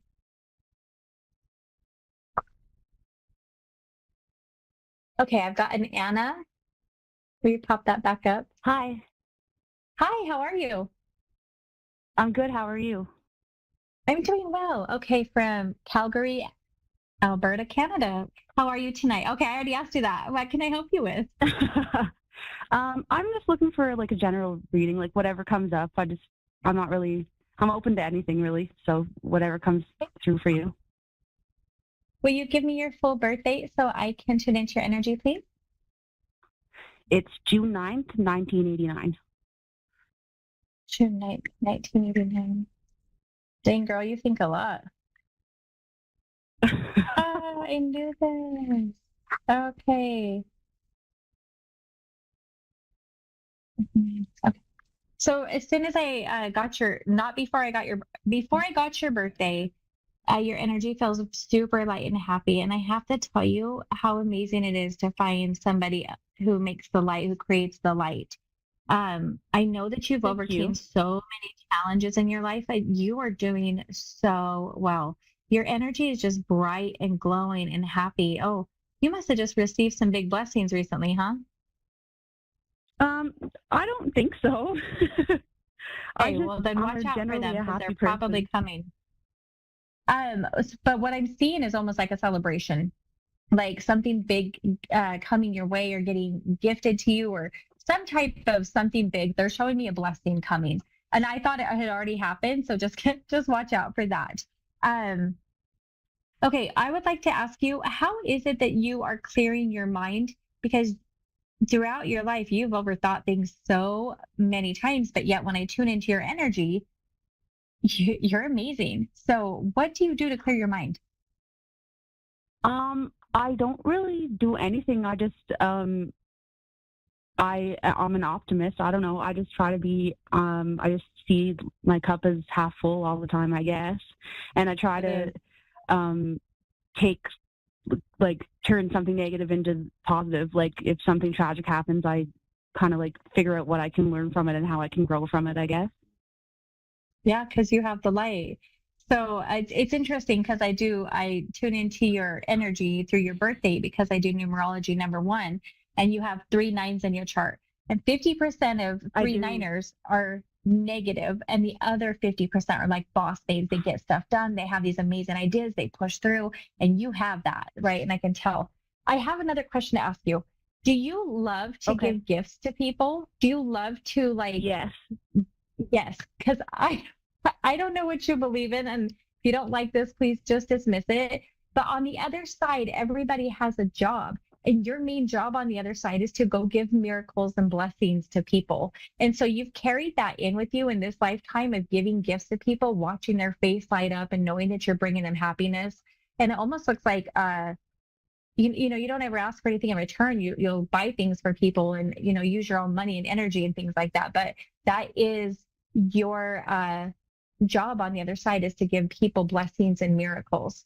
They're even showing me that you go as far as to give bigger miracles when you're allowed to help heal sick children, things like that. So in this lifetime right now, what they're trying to do is give you a blessing of a pretty good, decent life. Yes, you've had some hardships, but you always figure it out. It always just kind of miraculously figures itself out. And so you're just experiencing another beautiful life because you're such a giving person. Does that make sense? Yeah, it does. Thank you. Yeah, what else? Do you have any questions right now, though? I kind of want to know like what's in store for like the next like month or so in terms of like my relationship and work, if you can. Mm-hmm. Yeah. Okay. And work, are you looking for a promotion at work? Not really a promotion. Like I'm looking to grow, I guess you could say. Yeah, going up. Yeah. So I do see some type of shift going on as far as I want to say career shift, but when I look, it doesn't look like you're going to be leaving. So that's why I would have called it a promotion, like something else is coming in, a different opportunity. What do you do for work? I have my own business, and I also subcontract through other people too. Oh, okay. So there's probably opportunities there for like I don't know what you call that, but like new companies or somebody coming in and hiring your services or whatever it is, like new opportunities of people coming in and utilizing you. Does that make sense? It does make sense. Yeah. So the promotion thing you're growing up. Yep. That's what I would say. There's other opportunities coming in. Why are you asking about your relationship? It feels pretty pleasant and happy. What's going on with that? He's kind of closed off, so it's hard for me to like gauge what he's feeling and where he stands in everything. You know what I mean? So when you're thinking that because he's closed off, are you thinking that he's not happy? Yeah, or like I don't know. It's just unknown to me, so it's frustrating. Yeah. Tell me his birth date, please, so I can tune in accurately. Pardon me? Will you tell me his birth date so I can tune in accurately to him? June 29th, 1978. June 29th. You Junes, man. June 29th of 19 what? 78. Okay.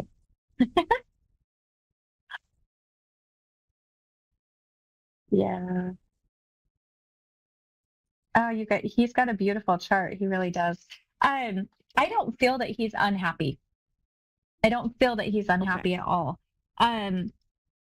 Oh, it looks like he has a little bit of a hardship maybe opening up all the way and trusting because of the pain that he's felt in the past. So it's like, like 80%, like 75 or 80%, and he still hasn't come all the way together because he's a little bit afraid. But just because he's closed off does not mean he's unhappy. It feels happy. He needs to learn to communicate better. I know you're trying to push him into that a little bit, it looks like, and he'll just do it on his own time. So just continue to be patient because he does not look unhappy at all. He's just still learning how to, I would say, trust how to let somebody all the way back in. And if you're patient and you guys just keep working on the communication, it looks like it should just be fine. Okay. Okay. Is there anything else I can help you with? I don't think so. Okay. Well, I just want you, before you get off the phone, to know you are doing such a great job, and this world really needs people like you. And I hope you get the opportunity to teach other people, what you do and how you clear yourself and how you handle your own mind, because we need that. So I just want to tell you, good job on everything you've done in this lifetime, because it looks beautiful. Thank you. You're welcome. You have a good night, Anna. You too. Okay, so I have about 5 minutes left, which I'm excited for because I love story time and I don't get very much opportunities to talk about my ghost stories. Super fun. So again, if you're just tuning in, a lot of people say they want to see what I see, but they really don't know what they're asking for. And some of these ones have been really cool, but I did change my abilities about 10 years ago. I was taught that we could change our abilities. And I got so tired of waking up in the middle of the night and seeing them hovering over my bed that I did not want to see them with my physical human eyes anymore. I just wanted to hear them. So before I changed my abilities, though, there was another time I had my son. He was about 2 months old. Sorry, I was thinking about that. 2 months old. And we were sitting in the living room. Of course, he was in his car seat. It was Christmas time. I was wrapping some presents, and I just said, hey, we should pray. And I just start praying out loud while I am wrapping these presents. And the month before, I had just bought my daughter a little kitchen, those little cooking kitchens that kids have, and it's got buttons on it, and it makes different noises, like a sizzle noise, a boiling noise, the tea kettle noise, and one of those buttons had gone off. And I kind of looked at it and I thought, well, that's weird. And so I went over there and jumped around and thought maybe it just felt some vibration, and it never went off again. And I went and sat down by my son and started, kept wrapping the papers and the presents. And then every single button got pushed right on that kitchen. And I remember looking over there. Now, I didn't see anything during that time, but eventually we go to bed and I wake up in the middle of the night because they're always there in the middle of the night. And there is a man there in my doorway again.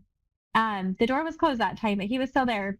And he had some big black baggy pants on and almost like a plaid shirt. It was buttoned up. I remember it being like red and yellow. And he was about 6 foot, pretty skinny, a little bit more. Anyways, so I remember thinking, oh, I got to see if he's got feet. Because when I see them, most of the time, I don't see their feet. They're always kind of floating, okay? So I look down and I'm like, oh, there's no feet. He's not real. And I'm like, oh, he's not real. He's not real. And then I just kind of started freaking out. I can't run past him. You know, I have no cell service in that apartment that I was living in back then. And then I realized it was my son's uncle who had passed away. He'd actually passed away tragically, and I had never met him, but it was him. And I just told him like, hey, like, we're doing okay. We're doing good here. Thank you for showing up. And I just communicated with him, never saw him again. Just from my perspective, the other side for me is 3 feet higher than our plane. So I always kind of see them floating or a little bit taller. It's hard to gauge how tall they are sometimes. When I see them with my human eyes, I didn't see their feet. Now I can because I've changed my abilities a little bit. So that's fine. Dave, will you pop up how much time I have? Oh, thank you. Same mine. Okay. So cool things though. Like one time I was working at, what do we call those? Assisted living homes. And I was so close to some of my residents. And I remember waking up again in the middle of the night and I'm laying flat down and there's 2 spirits around me. And I look over, one of my residents is there and she's holding my hand and I just started crying and I just told her, I love you. I'm so sorry that I got so busy because they put me in a different position and I couldn't go see her. And she was so cool. She was 96 years old and she wouldn't come out of her room. She didn't have any friends. And everybody, the residents, it kind of was like, oh, she's not friendly at all. She doesn't do nothing with us. But come to find out, she just couldn't hear them. She was mostly deaf and they wouldn't communicate accurately. So I used to go sit in her room and hang out with her. And eventually she came out and made friends. And I taught everybody like how to communicate with her so that she could hear them. And she was bowling with us at, you know, but she had gone to cross over and I knew because she came to tell me thank you and give me the most amount of love possible. So it was pretty cool moments. But anyways, time is out for the night. So I will see you back here Wednesday at 8:30 Mountain Standard Time, 10:30 Eastern Time. And it was so much fun sharing stories with you. Have a good night, guys.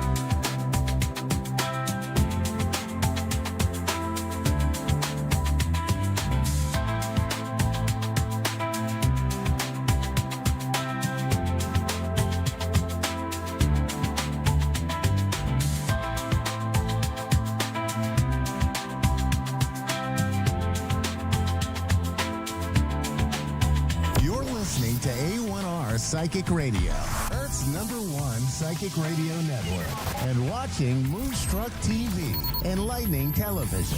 Welcome. And now, Reverend Elliot's Magical Window with Reverend Elliot. Live from magic-works.com. Connect direct. In North America, dial 888-454-2751. In London, 20-3519-2158. In Sydney, dial 02-8488-3147. Or online, contact us through our Facebook page, facebook.com/psychic radio. Or one of our websites, askoneradio.com or moonstruck.tv. This is Reverend Elliot's Magical Window on A1R, the Ask One Radio Network. Greetings, fellow seekers of truth, wisdom, and light. This is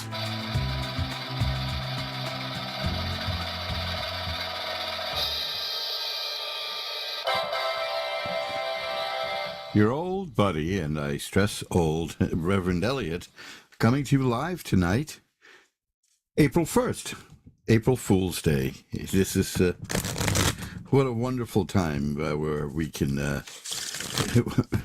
if only that's when the tax day should be, you know.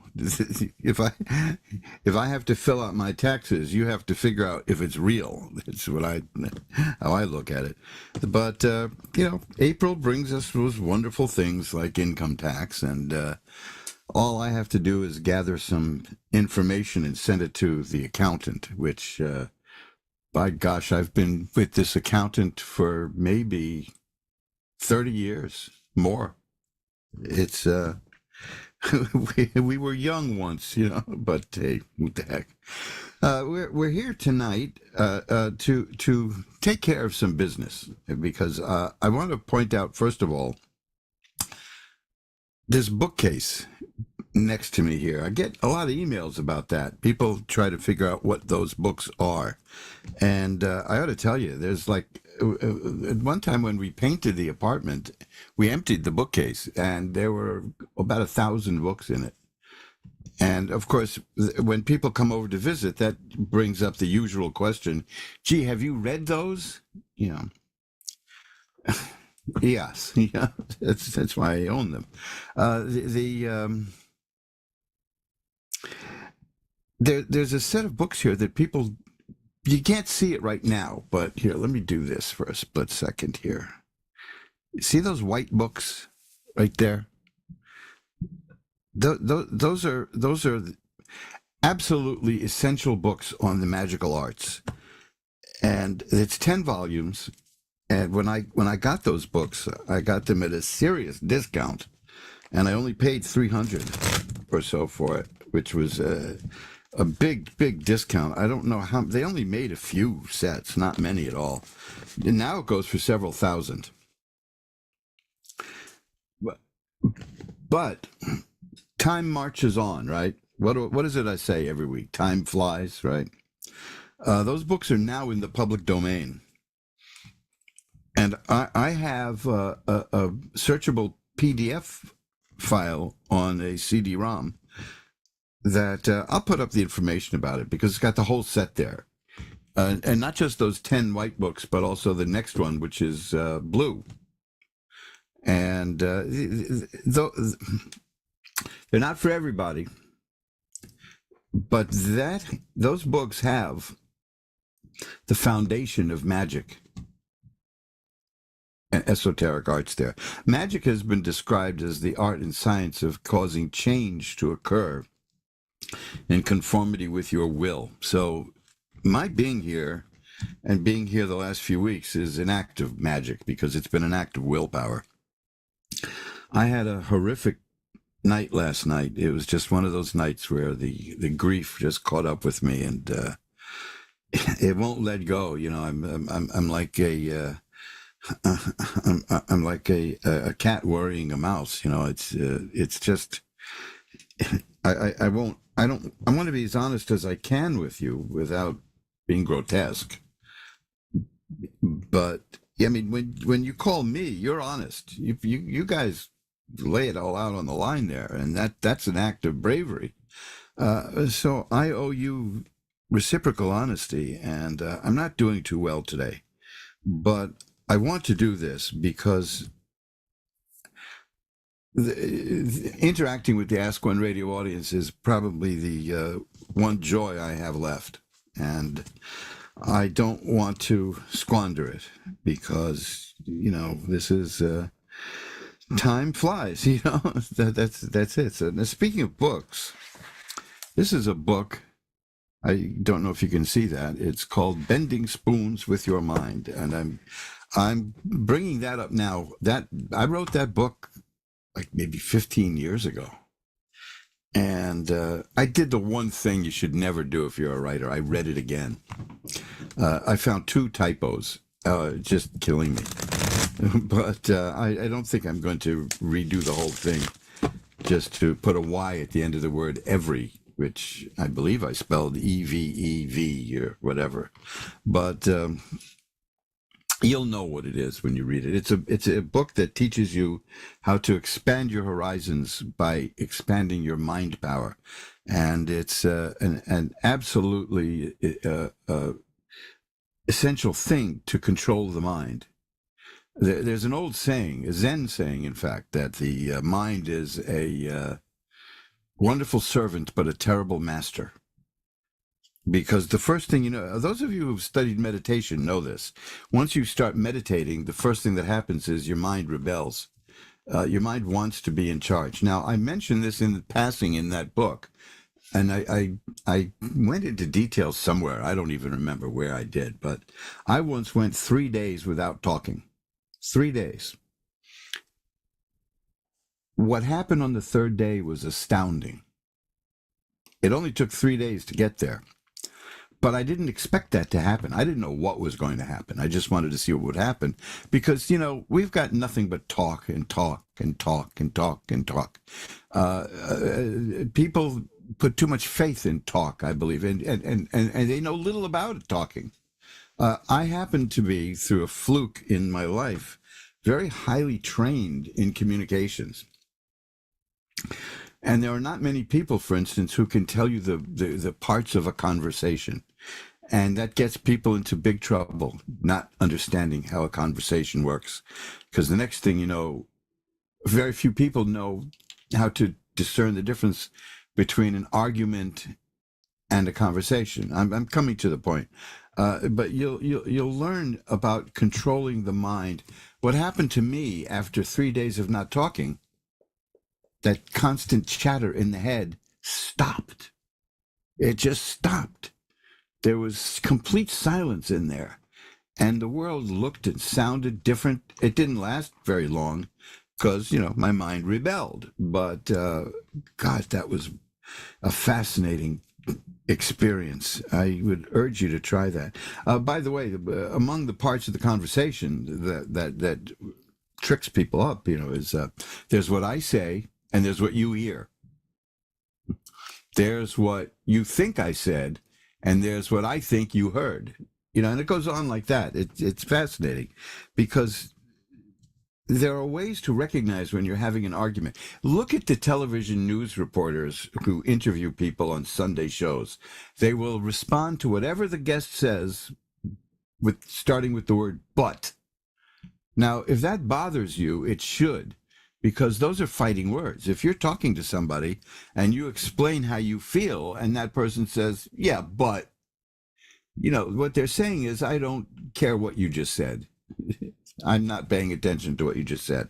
But is a terrible word. Any salesman who uses the word but while trying to convince somebody of the benefits of the item they're promoting is going to be a terrible failure.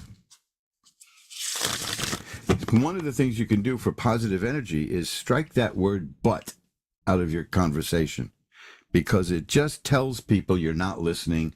You heard what they said, but you don't give a darn, you know. So no, that's part of mind power. Yeah, but, you know, no, you know, do you love me? Yeah, but, you know, come on, you know, folks, you know instinctively that that's wrong and it bothers you. And if you feel bothered watching these alleged journalists, that's why. Because they respond to whatever the person says to them with, yes, but. That's a horrible, horrible, disrespectful thing to do. At least take a few hours to think about what they said. But, you know, no, they only have about an hour on the television machine. And so they have to ramp that up for maximum hostility. Imagine Abraham Lincoln finishing his recitation of the Gettysburg Address and somebody in the audience there says, "Yeah, but," you know, what do you think would happen? You know, this is a nice little hint for how to get along with people. Don't tell them that you're not listening to them. People want to be listened to. That's the main thing. I'm sure I've mentioned this before. I walked up and down Central Park West asking people for money. And people gave me money. I donated it to a worthy cause. The same time, the next day, I walked up and down the same stretch of Central Park West, and I asked for people if they would just listen to me for a moment. Nobody cared. Nobody. So you see, this is why I say to people, of all the things in life that we need, money just may be the easiest one to get. It doesn't seem that way sometimes, but that might be because you're not satisfied with what you're getting. But see, there I go, and I'm doing it to myself now. I urge you to keep these things in mind, because in order to work the magical arts, you have to listen and observe. I am now going to bend a spoon right in front of your eyes. But, no, it doesn't work that way. It doesn't work that way. So take a look at that book. I'm going to be putting something up about that at Twitter and at my blog, Bending Spoons with Your Mind and Other Miracles of Mind Power. And if I do say so myself, I like that book. I like it a lot. And it's been selling regularly for 15 years, and I'm adding a little something to the mix shortly, a little free gift to sweeten the pot. And I like to do that. And I see, ultimately, looking back at my life, everything I've ever done professionally was based on communication. That's what this is. I never would have thought that I could communicate around the world like this, but hey, there you go. But see, it's a self-denial. I think I'm saying it now because I'm in a really bad place emotionally. A lot of you know why. I don't want to dwell on that, but there's an awful lot of pain coursing through me right now. And the positive energy I receive from interacting with the Ask One radio audience helps get me through that. And I absolutely appreciate that. And those of you who've been sending me emails with words of consolation and condolences and encouragement, thank you. Thank you so much. It's just, I don't know if you know what you've done to boost my morale. It's been a nightmare for the last 3 months or so, and coming up to 4 months. And you're the ones getting me through this. Seriously, this is it's you. It's these acts of kindness, and I certainly appreciate it. So I'm coming up with all kinds of ways to have premiums with things that I offer, so that you can get something beneficial for nothing. Let's put it that way. You'll see the announcement I make about bending spoons with your mind, and I certainly hope some of you at least take advantage of that. Well, let's get on with the readings. I will now ring a bell 3 times to declare that we are entering sacred space. And I'm now going to pull back the curtain on the magical window so we can speak to Cassandra in Minnesota. Hello, Cassandra. You're on with Reverend Elliot. Hello. Hi, how are you tonight? I'm good. How are you? Well, I'm muddling through. I mean, there's nothing wrong with me that a good cry won't cure, but I just can't do it. It ain't happening. Yeah, You know the feeling, right? I do. So, what should we look at in the cards? Let's not dwell too much on the past. Let's see what's going on forward. How's that? I would like to see how my finances look moving forward. I've got a lot of things kind of in the burner coming up, and I'm like, oh, I'm just curious to see how everything's going to line up. And I know this could really be a huge thing for me financially, so I just want to see if I can get a sneak peek. Well, I have 4 cards here, and 3 of them are coins. So these cards, they're listening to you. They're responding about money. The King of Coins tells me that you'll mastering money is not your problem. You can do that. The Two of Coins is a person who knows how to juggle money and balance money and get it to work. And then there's the Page of Coins, which is the appearance of more money. Not the theoretical appearance, but the court card of the page is the literal appearance. The Judgment card is there, which is about rebirth. I'm seeing money is going to be the root of your happiness. You see, now that's something else. People say money is the root of all evil. Not so. You take a look at your good book, and it says the love of money is the root of all evil. I knew a guy who had the right attitude towards money. He said, I like money, but it isn't worth working for. So he did okay, but, he didn't break his back. So these cards show that you're very good with money. You know how to handle it. There's more coming your way, and it's going to be life-changing, life-altering. Oh, okay. In the positive way, I might add. Yeah, see, here's the Wheel of Fortune, which is about a change. That's the big change, is that this money... here's good grief, another money card here. It's the Knight of Coins. That means that money, that's another one that says it's the appearance of money, like the Page of Coins, but it's more theoretical. The page is actual, it's real. This is now there's a meaning to the court cards in tarot that corresponds to the ineffable name of God in the Hebrew Bible. All that's explained in those white books I showed you, but it's 4 stages of development. There's the theoretical, there's the possibility, and it just grows as you go down the line until you get to the page, and that is the actual appearance. So I think you're going to have a very good year in terms of money, because you know how to use it, and you're going to have an opportunity to get more of it coming your way, and you'll do very well with it. Oh, see, now here's another one. You see, this is ridiculous. All these are coin cards that you're getting. Now, what is that, 5 of them now? The 4 of Coins is an interesting card. That's a person who really knows how to marshal their financial resources. Some people may think that person is cheap, but that person is wise. There's a whole difference there.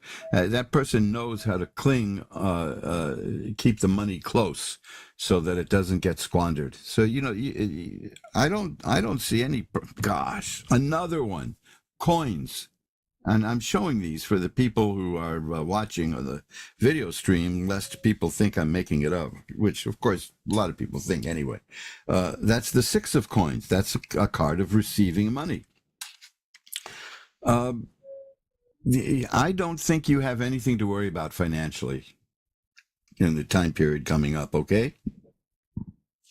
Awesome. Thank you. I have big dreams, and I'm trying to open up a wellness retreat center so I can give back to my community and give back to the people around the world that have helped me, and just really trying to impact the world in a more positive light. So that's really good to hear that that's going to be coming in, because I don't want it for me. I want it to be able to bless other people. So, yeah, well, that is an extraordinary attitude, which is about making good things happen, and I applaud that here.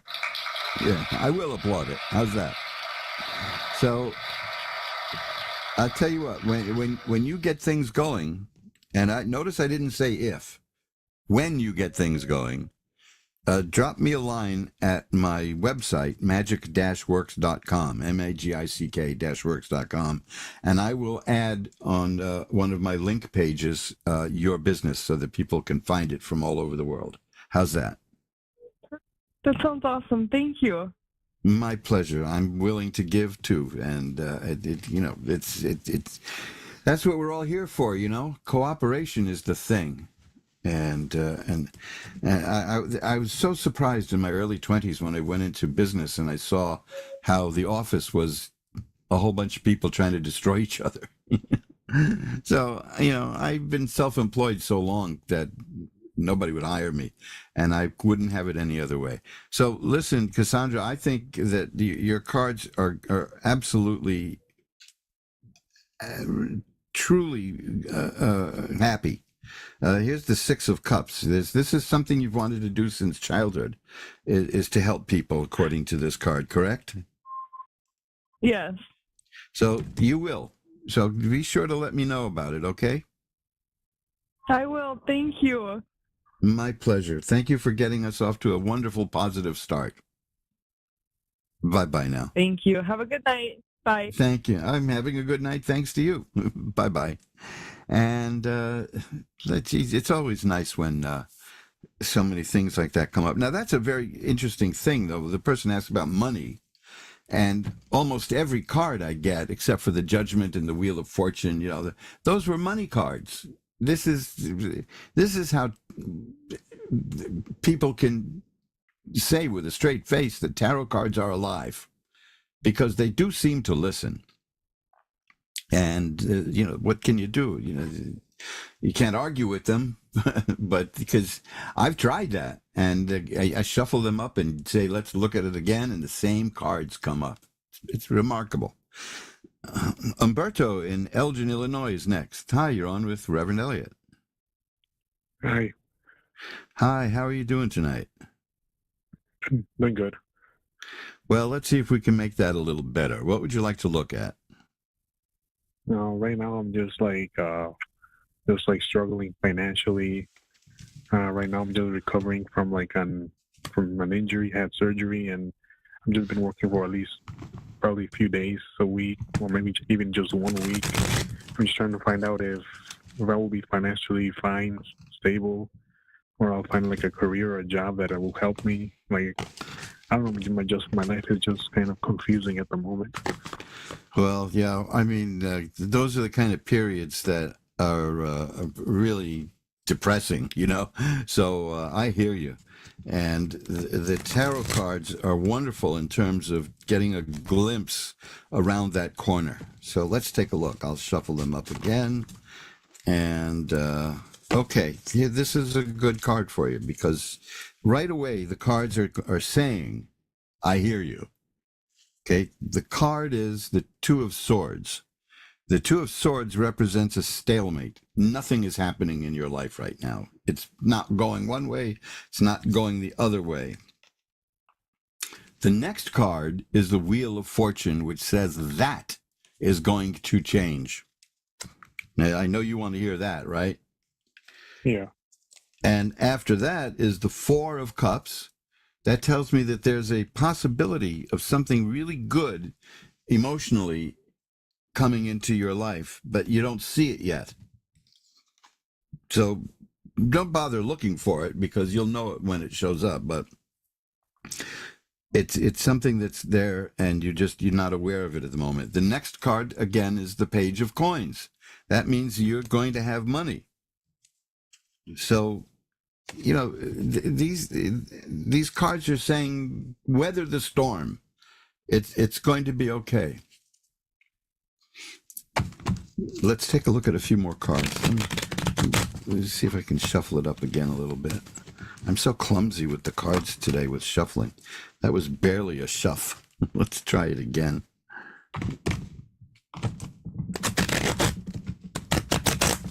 Okay. I don't know why. The cards are paying an awful lot of attention to the callers. They're responding beautifully, but to me, they're just being annoying. I'm seeing here, this is the Nine of Cups. That's a card of great physical enjoyment, sensuous things. That tells me that you're going to enter a period of your life where you're going to be really happy with everything you've got.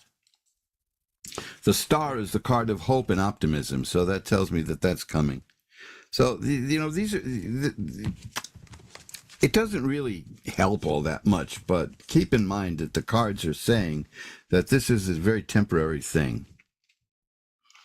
And you will be, you see, the thing about this card, the Nine of Cups, is the person in that card is doing so well that there's a warning, a warning that a lot of people are going to be envious of you.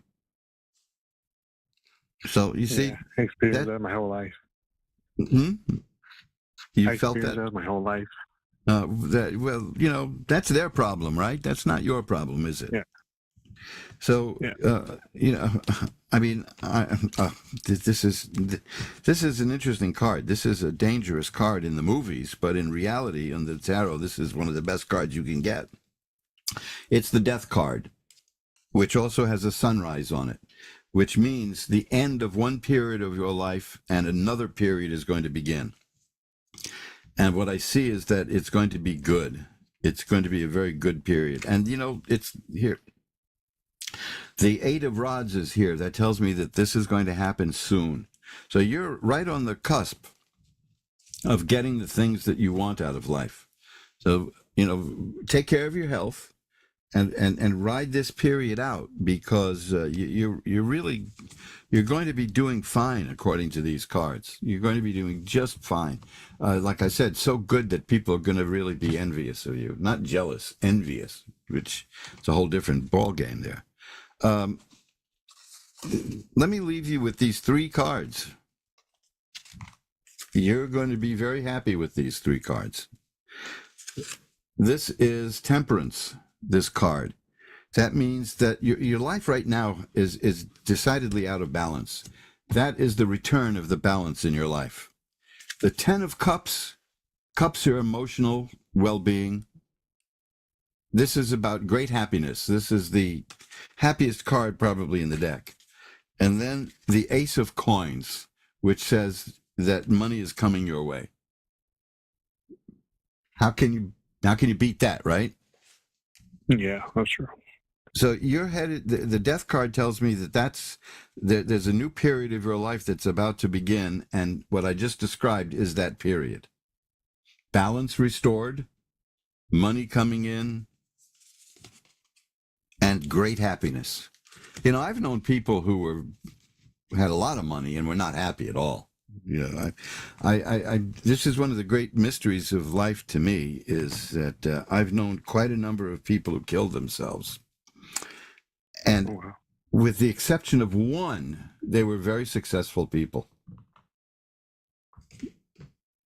So who knows what people go through internally? There's a one person who hadn't gotten the success that he wanted. He killed himself with a joke.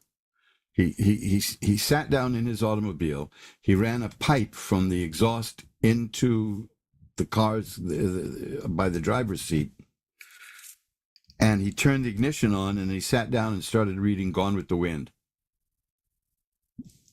And he died while reading Gone with the Wind. He wanted to make a statement of some sort.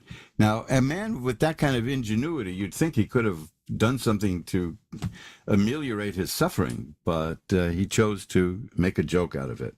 The other people I know who committed suicide were some of the most successful people you can imagine by monetary and career standards. So I don't understand it. But you're going to be quite happy. And here's another one here. You asked about work. This is, I'll leave you with this card, because I introduced a depressing note here because your cards are so positive. That was not the best thing for me to do at that point. Here's the Eight of Coins. The Eight of Coins signifies a new career. You're going to have a new job, and you are going to apply yourself so diligently at the new job that you're going to be noticed, and it will lead to other things. That's an excellent thing. And there you go. And that leads to the 10 of coins. More money. So the cards are saying that the money is going to be no problem. And there's a new career coming. And all this is on its way because of that 8 of rods. You're very close to it happening now. Okay? Okay, is this like it's like, sorry for asking, is it like something that's going to be happening soon, or Oh is it yeah, gonna be very something you have soon. to be like patient? No, it's very soon. That's what the 8 of rods is about. It shows, take a look at it online. It shows some rods coming in for a landing, like somebody threw them in the air and now they're going to land. That means it's almost here. You know, Okay. this is what if you go to the archive and you play the video of this show, or go to my website when it's up, you take a look at this card because it shows the rods about to land, and the rods are career, and this is going to be very good for you. Now, if you start to let's lose the feeling of these cards, just go to askoneradio.com or Moonstruck TV and take a look at or listen to this reading again, because it's extraordinarily powerful and positive. You're going to get what you want. You know, you really are. I mean, I'm seeing it here. No, you know, the period of waiting is there. You know, there's the card again. It's going to be starting very soon, and you'll know that you got there when you get that new job. And you just keep in mind that you'll apply yourself diligently to that new job, and you will be recognized and rewarded for it. So keep that in mind, okay? Okay, so like, do you know any like the type of job? Like, what type of job is it? No, but it's going to be one that suits you. I can tell you that. Whatever it is you like to do is going to be in there. This is the readings that I do here are too short to get into any depth. But I probably, even if we wanted to do a deeper reading, I probably wouldn't go into details on that, because there's no point in focusing on something that may not happen to the extent that you would miss something else that is happening that's just as good. So you see, just be open to the possibilities, because it's all coming your way. You're getting what you want. You just take care of your health and build up your strength and stay as positive as you can, okay? That's the key. Okay. Thank you so much for calling. Thank you. My pleasure. Bye-bye now. And look at that. We've come to the halfway mark in Reverend Elliot's magical window. And I never, ever, ever take the cards for granted. Gosh, these cards are just hot tonight because they're right on the money, literally, in a couple of cases here. But they are simply brilliant at answering the question. This is not me interpreting the reading based on what the people want to hear. This is what I'm seeing in the cards. They're your cards. So I'm really just, in a sense, the medium of communication. So check it out, you know, and people have a tendency to be, like, one of the things I hear a lot when I read for people is, I'm going to tell all my friends about this. You're going to be swamped with business. And they never do. They never tell anybody. That's just the way it goes. That's the reality. The feeling fades. Well, Ask One Radio has a cure for that. It's called the archive. And you can listen to your reading again and see, because, like I told you, the mind is a wonderful servant, but a terrible master. Your mind is going to tell you that this stuff is just not real. But look how many times tonight, just tonight, let alone the 426 previous shows that I have at the archive, how many times exactly what the person has asked about is what the cards show. I can't explain that. And I have no need to. Somebody listened to the show once and said, well, you did a lot of things there that I can't explain. Said, who cares? Who are you? Nothing in life makes sense unless you can explain it. Tell me how electricity works. Nobody can do that. So there you go. Dee in Melbourne, Australia is on next. Hi, you're on with Reverend Elliot. Hello, how you going? It's going well. I hesitate to ask how are you doing tonight because it's actually tomorrow where you are. So It is. Yes, it's Thursday here. happy Thursday. We're still running out the Thursday. clock on Wednesday. What can I look at for you, Dee? I'm not sure. Maybe just something in general. I've had lots of changes the last month or so. Okay. Now I'm supposed to say. I'm supposed to say yes. I know, because I see all, but I don't. I only know because you told me. That's right. These little tricks that some people pull. Yes, I'm aware of that. All right. No, I didn't know a damn thing at all. I don't even know for sure that you're in the other side of the world, but there you go. No, I am. I definitely am. There's a famous little moment in an Ernie Kovacs TV show says that if this were true, people would be falling off the world. And he says this is a common misconception. People are falling off all the time. So it's kind of funny. That's right. I had some friends who It's true. I had some friends who once went from New York to Australia in July, and they brought summer clothes, which was a big mistake. Yep. It was, So yes, let's it's see. no winter. Well, this is an interesting time here. The first card I have is a very powerful card. I had it earlier. It's the card that most people are scared of because of cheap movies, but there's nothing scary about it. It's the death card. That just means that one phase of your life is ending and another one is commencing. So, because there is in the background a sunrise, so a new day is coming. It's not a sign of dying. This is a very difficult time when one phase of life is ending and another is beginning, and that's what I'm going through. I mean, I was with the same lovely person for 41 years, and now she's gone, and so Wow. I'm dealing with So that. sorry to hear. Well, it's just that's so heartbreaking. so let's get to you here, okay? Because this is good. The next phase in your life is going to be very interesting. The Three of Rods is here. That's about waiting for plans to ripen and bring forth profit, in a sense. It doesn't have to be money, but the image on the card is a man looking out over the ocean at two ships leaving port, and they're laden with goods, and they're going to come back with money. It just takes a bit of time, and but it's good.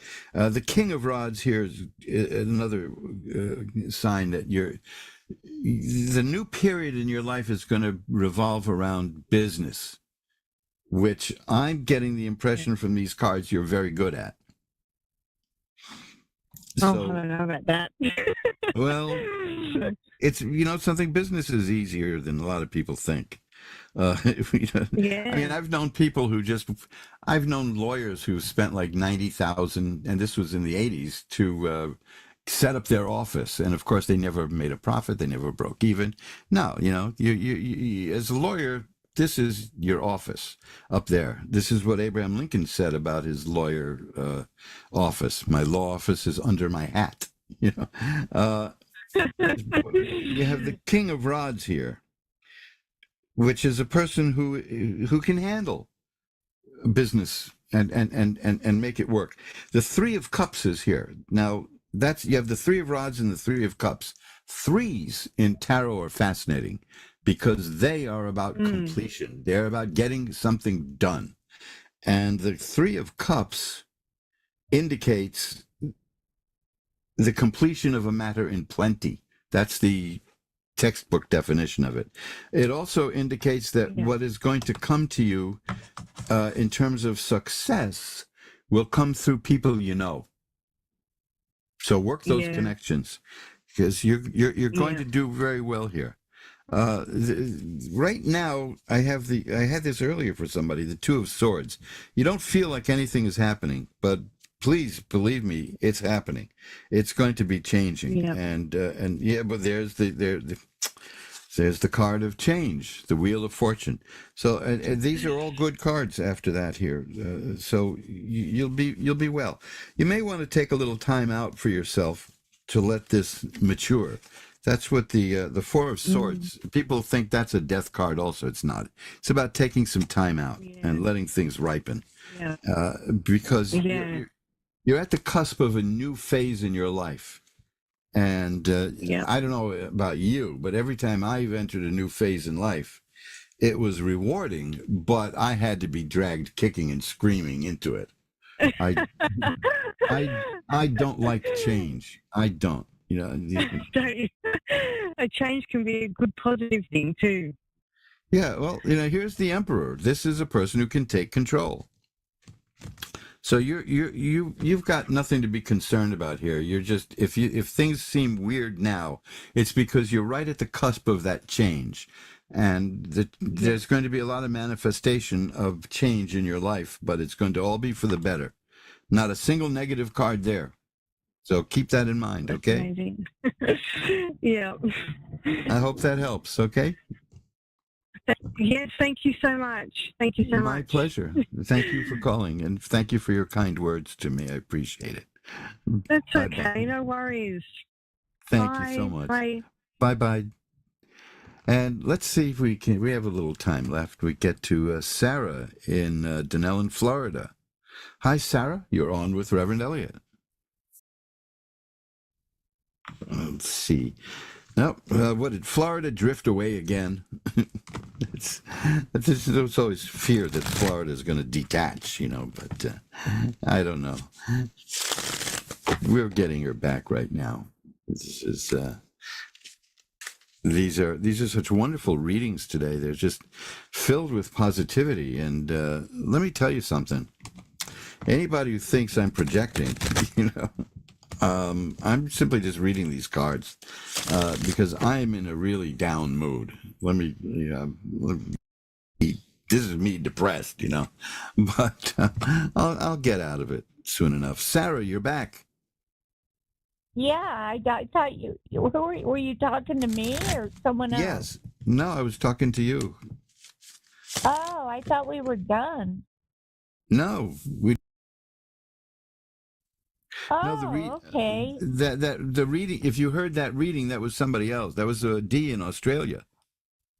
Oh, okay. All You right. can't get much farther away from Florida than Australia without leaving the planet. Which several people did today. Right. Yeah. So anyway, these readings are interesting. So you never know, right? What can I look at for you? What would you like to see? I have some time left. Just a general reading, I guess. I don't know. Let's cut the deck here and see what we get. Well, that's interesting. This is I've got the Lovers is an interesting card. It's not a harbinger of romance. That's movies did that. Yeah. Particularly Live and Let Die did that, It means a choice you're going to come up to. There's a choice you're going to have to make in life. Yeah. The Lover's card generally foretells a choice between the sacred and the profane in its broadest terms. But you're coming to a crossroads in life, and you're going to be faced with an important choice. Which is good to know. The Seven of Coins is here. That is an interesting card about an investment in life paying off, things going well for you. There's the 10 of coins is here too, which is about perfected happiness with money. But the 2 of swords is here, and it tells me that it's going to be a while. There's a little bit of delay in the good stuff that's coming. The Chariot is here. That's also a duality card. It's like a 2. That's a person who can hold conflicting forces together and make them run in the direction she wants. Here's another money card. Gosh, there's so many money cards today. The 3 of coins tells me, are you looking for new work by any chance? Yeah, kind of. I mean, well, I'm a painter. I'm an artist, and I was a realtor for 18 years, and it's just the market hasn't been great, and we're in a rural area, so it's costly with gas, especially now. But I was, I'm retired from real estate, and I paint, and I don't really make that much money at it. But well, let me put it this way: the 3 of coins is exactly the card you want. It's followed by the Page of Coins, which is a card about money coming in, and I'll tell you why you're going to like that 3. That means you're going to get a commission. You're going to get some sort of a job that is not permanent. It's like somebody's going to hire you to commission a painting, let's say. And you will do so well. You will do so well at that word will get around, and it'll lead to other jobs. That's what the 3 is. Oh, wow. The 3 is about a person who has a specific assignment to fulfill. It gets done because the 3s are completion, and you'll do it. To say satisfactorily is to shortchange you. You're going to do it so well for these people that they're going to sing your praises, and that will lead to other work. So I think that's... I do, yeah. Yeah, I do commissions from time to time. They're few and far between, and I've never had an unhappy customer, so that's hope good. I never do. I mean, I've known portrait painters who, they would get like 50,000 a painting, and this was in the 80s, but they were lucky to do one every 3 years, So it's not. Yeah, it's not that secure, That's the interesting thing. Let me tell you what your secret weapon is, okay? Okay. You have 2 secret weapons, actually. 1, here's the Ace of Swords. That means you have an evolving and unique and a growing way of seeing the world, that your mind is expanding. And that's where it's at, is the mind. This is why I talked at the beginning of the show about the book on spoon bending. We don't do that just to screw up people's flatware. We do it to show the power of the mind. But here's the card. This is the Fool. The Fool card is the beloved of God. If there was a negative card in this reading, it would be wiped out by that. This is the person who can step off the cliff and not fall. This is now that may sound like Elmer Fudd or the Coyote, but you can see that in the Indiana Jones in The Last Crusade, where he has to take a step in what looks like an abyss. And he keeps going. So that's directly lifted from this card of the Fool. You have divine abilities and divine powers. That's what that card is all about. And that's going to get you through. What does that mean, divine abilities? And what does that mean? That means you can take power, spiritual power, and translate it into earthly power. Really? Yes, you can. Didn't you ever have a feeling that things somehow keep going right for you from time to time? Well, I mean, these last few years have been really rough, and I've just recently feel like I've come out of a deep depression. Well, I have family issues, and I have a really bad temper when I get hurt. I mean, it takes a lot, but when I lose it, I totally run off at the mouth. And yeah, but the important thing is that. You see what I mean? You are aware of it. That means you can do something about it. You don't have to do it now. It just, it takes a while. Let me tell you something. I would rather have an explosive temper than be a doormat. Quite seriously. Well, I am a doormat for a while, and then I get tired of it. And, I know how that works. Let me tell you, this is a horrible thing, which is that there are a lot of people who don't understand the importance of anger. Anger is the emotion that lets us know that we've been taken advantage of, that we've been treated badly. And yet, from childhood, I once made a whole audience of people I was talking to sit up when in the middle of my presentation, I said, "Don't you talk to me like that." And implied at the end was young lady or young man. I've seen that so many times. I wrote a thing in my blog, which I may repost that. It was the worst thing I think I ever saw in years. And it was around Christmas time here in New York City at Rockefeller Center, where we have this famous tree that's got 10 gazillion lights on it. And people come from all over the world to look at it. And a little boy was there with his mommy. And she said, "Isn't the tree beautiful?" And he said, "I don't like it." And she said, "It's beautiful." He says, "I don't like it." And she smacks him in the back of the head. Says, "Well, it's beautiful." He said, "I don't like it." And she smacked him in the back of the head again and said, "You do like it." Eventually he said, "I do like it, Mommy." So there's somebody who's having his own feelings beaten out of him by the person closest to him. You see, and that happens. Don't you raise your voice to me, young lady. That just made everybody sit up straight.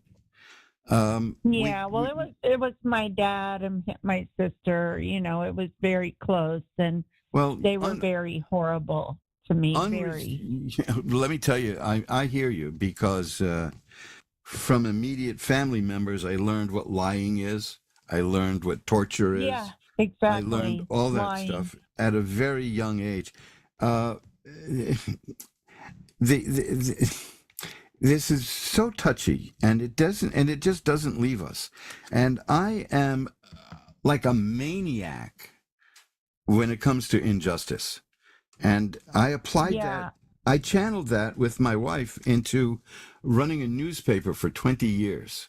And we got so many crooked politicians bounced out of here, and we uncovered them, and we just wrote stories about what they were doing and let the neighborhood, the community deal with it, and they did right by us. But why are you always complaining? Why are you always angry? No, I'm not always complaining. I'm not always angry, but no anger is terrible.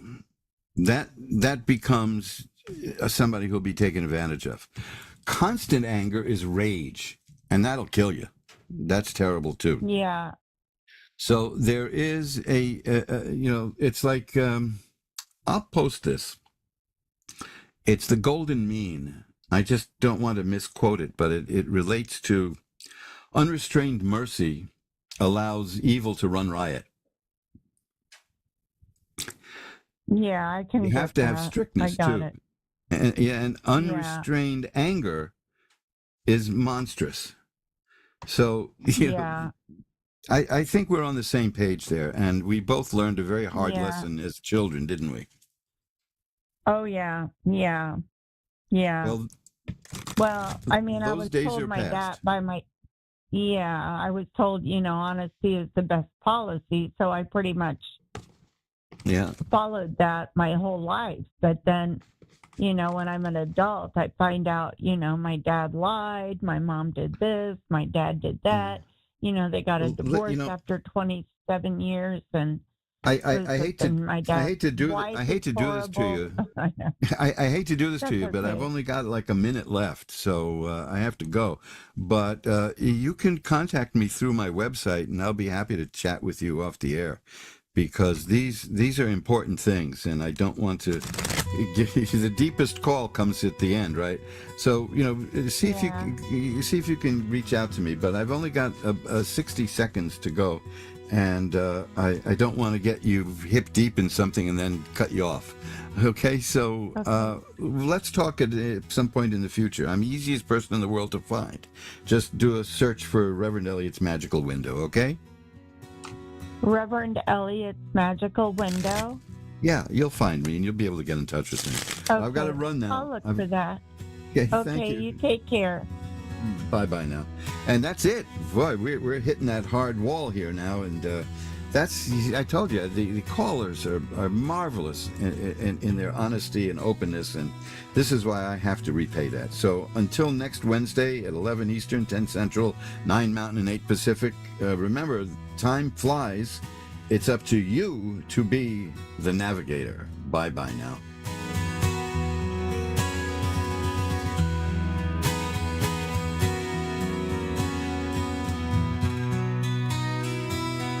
Coming.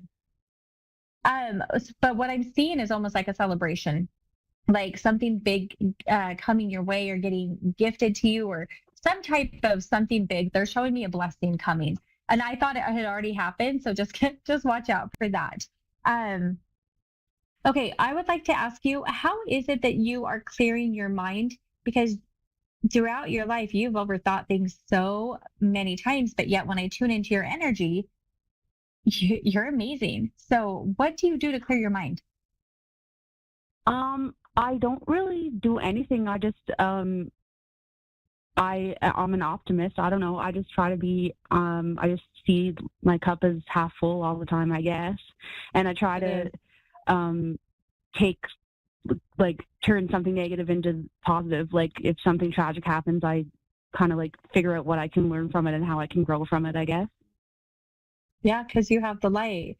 So it's interesting because I tune into your energy through your birth date because I do numerology number 1, and you have 3 9s in your chart. And 50% of 3 9ers are negative, and the other 50% are like boss babes. They get stuff done. They have these amazing ideas. They push through, and you have that, right? And I can tell. I have another question to ask you. Do you love to give gifts to people? Do you love to Yes, because I don't know what you believe in, and if you don't like this, please just dismiss it. But on the other side, everybody has a job, and your main job on the other side is to go give miracles and blessings to people. And so you've carried that in with you in this lifetime of giving gifts to people, watching their face light up and knowing that you're bringing them happiness. And it almost looks like you don't ever ask for anything in return. You'll buy things for people and use your own money and energy and things like that. But that is your job on the other side, is to give people blessings and miracles. They're even showing me that you go as far as to give bigger miracles when you're allowed to help heal children, sick children, things like that. So in this lifetime right now, what they're trying to do is give you a blessing of a pretty good, decent life. Yes, you've had some hardships, but you always figure it out. It always just kind of miraculously figures itself out. And so you're just experiencing another beautiful life.